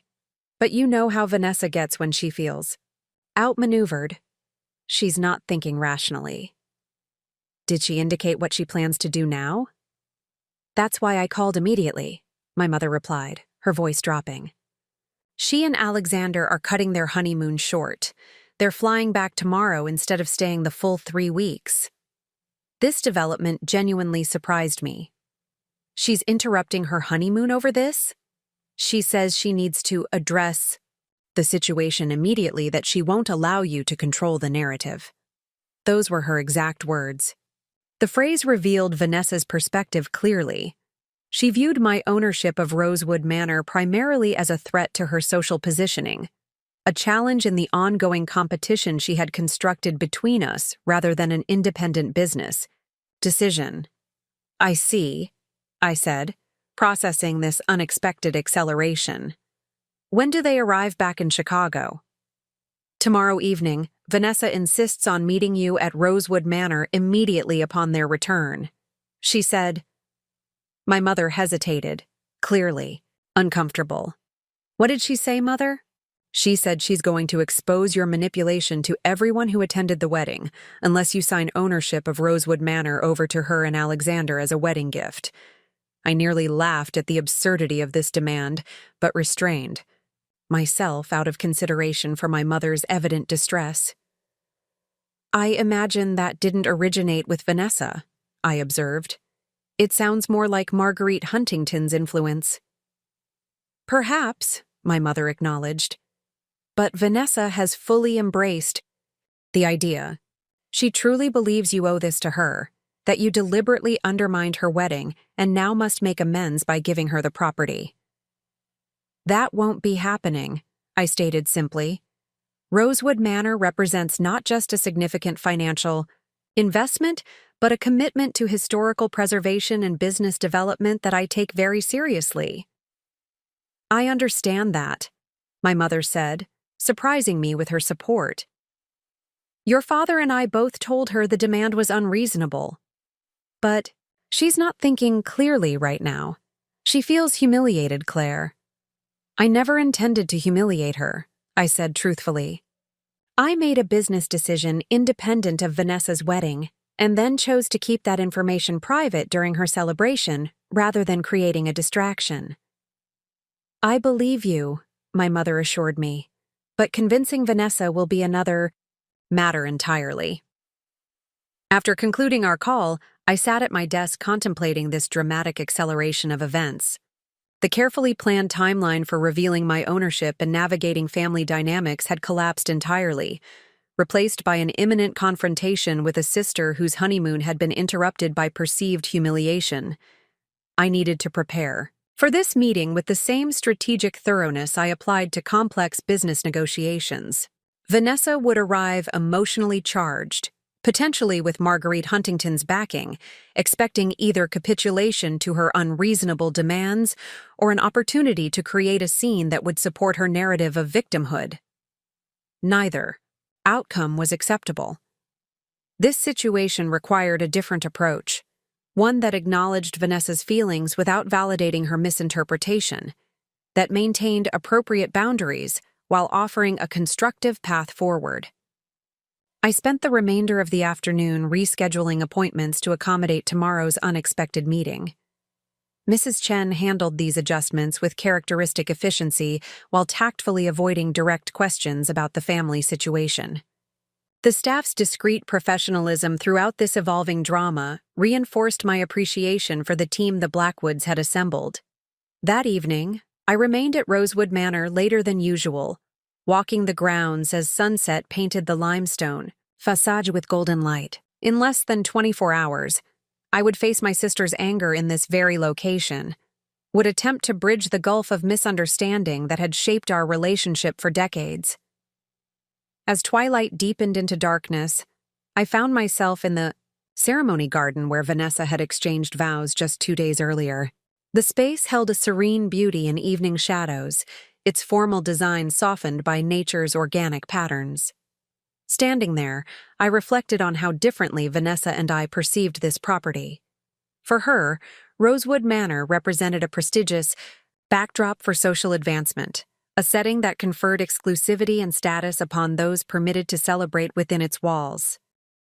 For me, it embodied the principles that had guided my business philosophy, the balance between preservation and progress, the responsibility of stewarding something valuable for future generations, the understanding that true significance outlasts individual ownership. Our conflicting perspectives on Rosewood Manor mirrored our divergent approaches to life itself. Tomorrow's confrontation would inevitably reflect these fundamental differences, yet perhaps it also offered opportunity for new understanding, if both of us could move beyond established patterns of interaction. In the estate's leather-bound journal that night, I recorded my thoughts about the impending meeting. June 1st. Events have accelerated beyond anticipated timelines. Vanessa and Alexander are interrupting their honeymoon to return to Chicago, driven by misinterpretation of my intentions regarding Rosewood Manor. Tomorrow brings direct confrontation that will either entrench decades of misunderstanding or potentially open pathways toward something healthier between us. The contrast between Vanessa's perception of this situation as personal manipulation and my understanding of it as responsible business discretion illustrates the fundamentally different lenses through which we view the world. Yet beneath these differences lies the connection of shared history that neither of us can fully escape. Perhaps Rosewood Manor, a property that balances preservation of the past with adaptation for the future, offers an appropriate setting for re-examining a relationship similarly in need of both honoring its origins and evolving beyond established limitations. I closed the journal and prepared to leave, pausing briefly in the grand ballroom where Vanessa's reception had unfolded. The space had already been reset for an upcoming corporate event, all evidence of the wedding erased as if it had never occurred.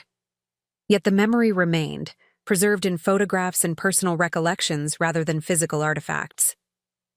Perhaps that was the most important lesson Rosewood Manor offered, that significance doesn't depend on physical possession or control, but on the meaning we create through our choices and connections.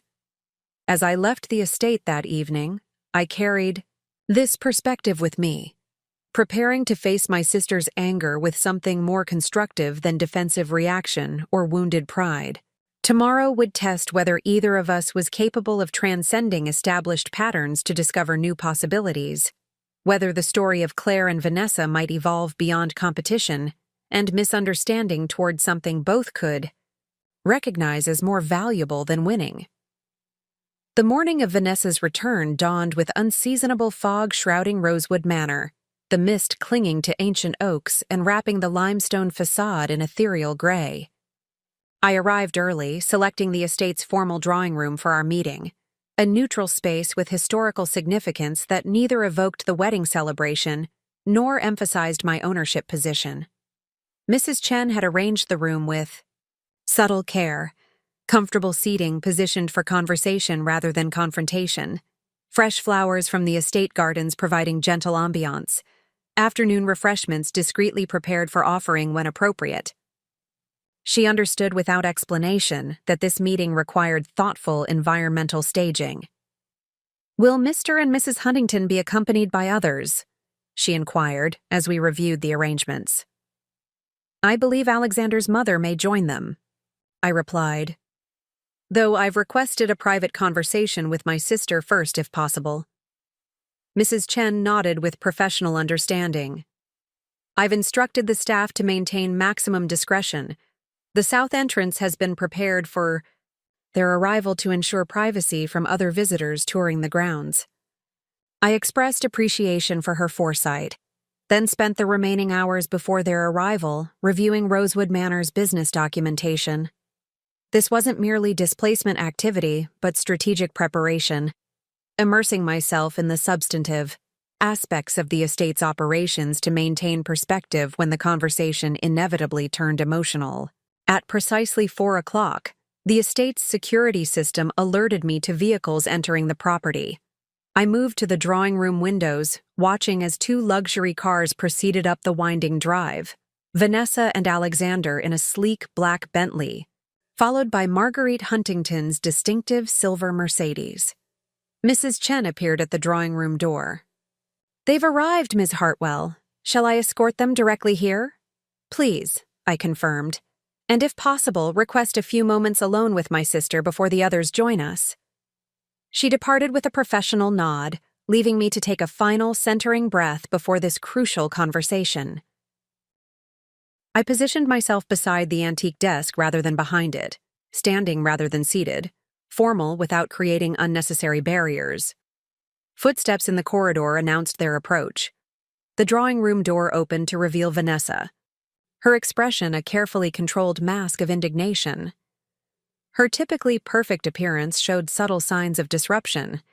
Designer travel clothes slightly rumpled from the long flight, her complexion bearing the faint shadows of fatigue beneath expert makeup application. "Mrs. Chen has informed the others that you've requested a private word first," she announced coolly, stepping into the room without waiting for invitation. "They've agreed to wait 5 minutes, so make it quick, Claire." "Thank you for agreeing. To speak with me privately, I said, maintaining calm professionalism despite her confrontational tone. I appreciate you interrupting your honeymoon to address this situation. Don't pretend this wasn't your plan all along, Vanessa snapped, remaining standing rather than taking a seat. You deliberately humiliated me in front of Chicago's most influential families, and now you're going to make it right. I observed her carefully, noting the genuine distress beneath her angry facade. This wasn't merely performed outrage for strategic advantage. Vanessa truly believed herself victimized by my actions. I understand you're upset, I acknowledged, but I want to clarify my intentions, which have been significantly misrepresented. Misrepresented? She laughed sharply. You bought my wedding venue and didn't tell me. You sat at the staff table watching me celebrate in your property, letting me thank the Blackwoods for their exclusive hospitality when you were the actual owner. How is that anything but deliberate humiliation? My acquisition of Rosewood Manor was a business decision made independently of your wedding plans, I explained evenly. The Blackwoods accepted my offer because I committed to preserving the estate rather than allowing developers to replace it with condominiums. The timing relative to your wedding was coincidental, not strategic. And you expect me to believe that? Vanessa's voice rose slightly. After a lifetime of competing with me, you just happened to buy the most prestigious wedding venue in Chicago right before my perfect day? The phrase revealed volumes about her perspective. My perfect day rather than our wedding or our marriage celebration. For Vanessa, the event had always been more about showcasing social achievement than marking relationship milestone. We haven't competed since childhood, Vanessa, I corrected gently. We've simply made different life choices. My interest in Rosewood Manor relates to historical preservation and business development, not to any perceived competition between us. She paced the drawing room, her agitation physically manifest. Then why hide your ownership? Why sit at that back table pretending to be nobody important when you own the entire property? Because I didn't want to distract from your celebration, I explained. Announcing my ownership immediately before or during your wedding would have created exactly the drama we're experiencing now, shifting focus from your marriage to my business acquisition. Vanessa stopped pacing, studying me with narrowed eyes. So you're claiming this was consideration for me? That's rich, Claire. When have you ever considered my feelings? The question held genuine pain beneath its accusatory tone, evidence of deeper wounds than this isolated incident could explain. I recognized an opportunity to address the fundamental misunderstanding that had shaped our adult relationship. I've always considered your feelings, Vanessa, though perhaps not in ways you recognized, I said carefully. When we were younger, I stepped back from academic spotlights because your reaction to my achievements created family tension. Later, I maintained distance from social circles where my presence might complicate your carefully cultivated relationships. I've consistently respected your priorities even when they differed from mine. She blinked, momentarily disconcerted by this perspective. That's not. You always made me feel inadequate with your perfect grades and scholarship offers. Then, you built your fancy investment firm while judging my focus on social connections. I never judged your choices, I corrected. I simply made different ones based on different values.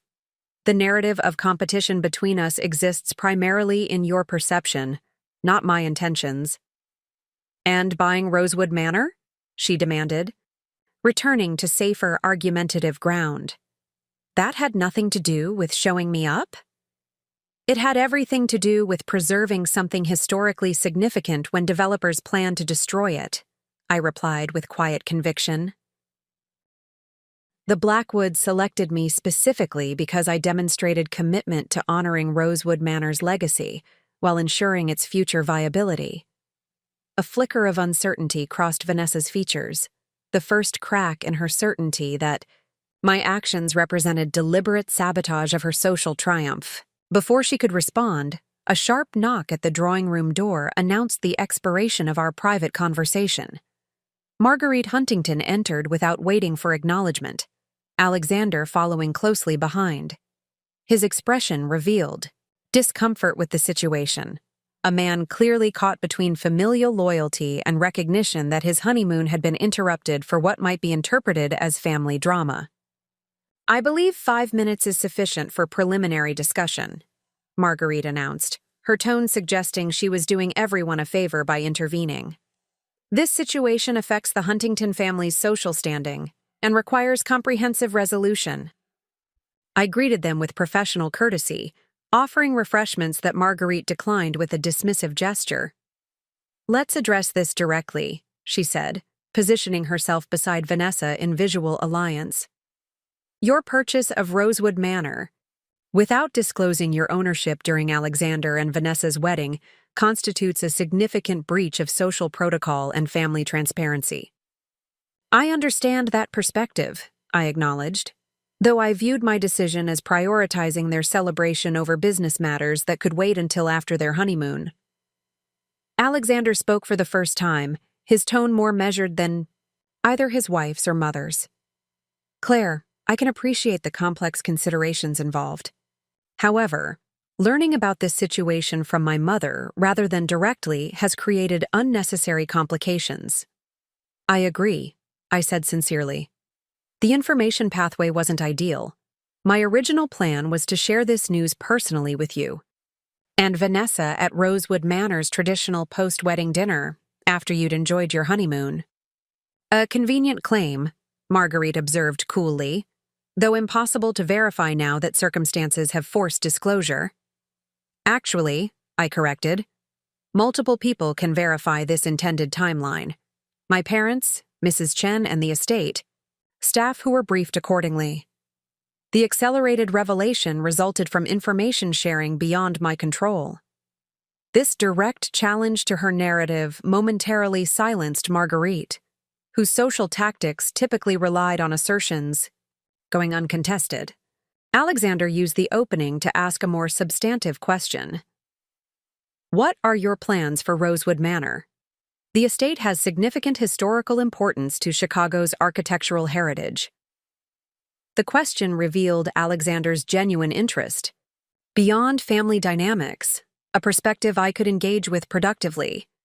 I outlined my vision for preserving Rosewood Manor's historical elements while implementing sustainable practices and expanded educational programming. As I spoke, I noticed Alexander's expression shifting from guarded suspicion to professional engagement.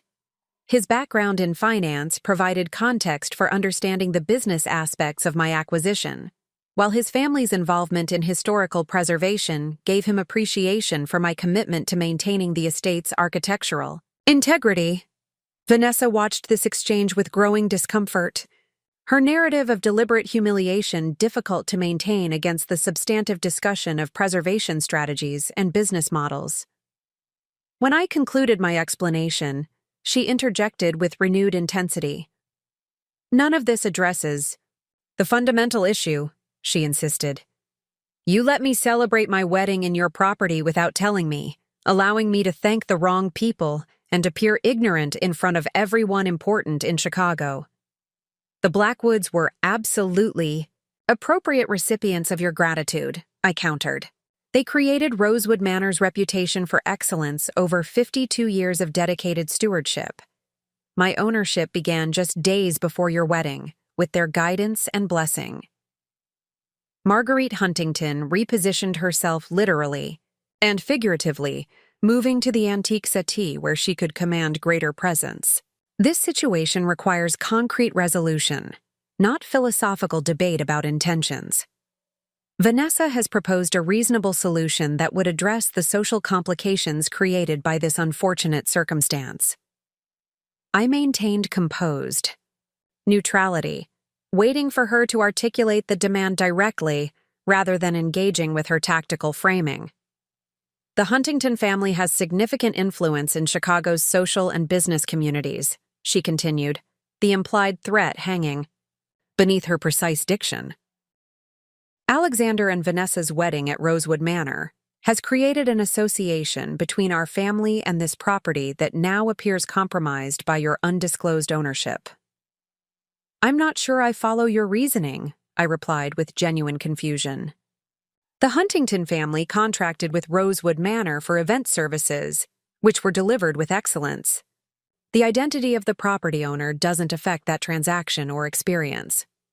Don't be deliberately obtuse, Marguerite snapped, her composure momentarily fracturing. Social perception transcends mere business transactions. Alexander and Vanessa selected Rosewood Manor specifically for its prestigious associations and exclusivity. Learning that the property actually belongs to Vanessa's sister, who was seated with staff during the celebration, creates perception complications that must be addressed. Alexander shifted uncomfortably at his mother's blunt articulation of status concerns. Vanessa, however, nodded in vigorous agreement. Precisely, she affirmed. Which is why transferring ownership of Rosewood Manor to us as a wedding gift is the only appropriate resolution. It transforms a humiliating situation into a generous family gesture that everyone can appreciate. The sheer audacity of this demand momentarily left me speechless. They were essentially suggesting I surrender a multi-million-dollar historical property, acquired through careful negotiation and genuine commitment to preservation, to compensate for perceived social awkwardness at a wedding. I gathered my thoughts carefully before responding, determined to maintain professional composure rather than reacting from emotion. I understand you're concerned about social perceptions, I began, addressing both Vanessa and Marguerite while including Alexander in my gaze. However, transferring ownership of Rosewood Manor isn't a viable solution for several reasons. I proceeded to outline these reasons systematically. My contractual commitments to the Blackwoods regarding the estate's preservation, the business infrastructure already established under my ownership, my responsibility to the staff whose livelihoods depended on stable management, and the substantial financial investment I had made in acquiring and improving the property. Most importantly, I concluded, Rosewood Manor isn't merely a social venue, but a historical treasure with significance beyond any individual owner or event. My commitment is to preserving that legacy for future generations, not using the property as currency in family negotiations. Marguerite's expression hardened with cold calculation. This intransigence may have consequences beyond your current consideration, Ms. Hartwell.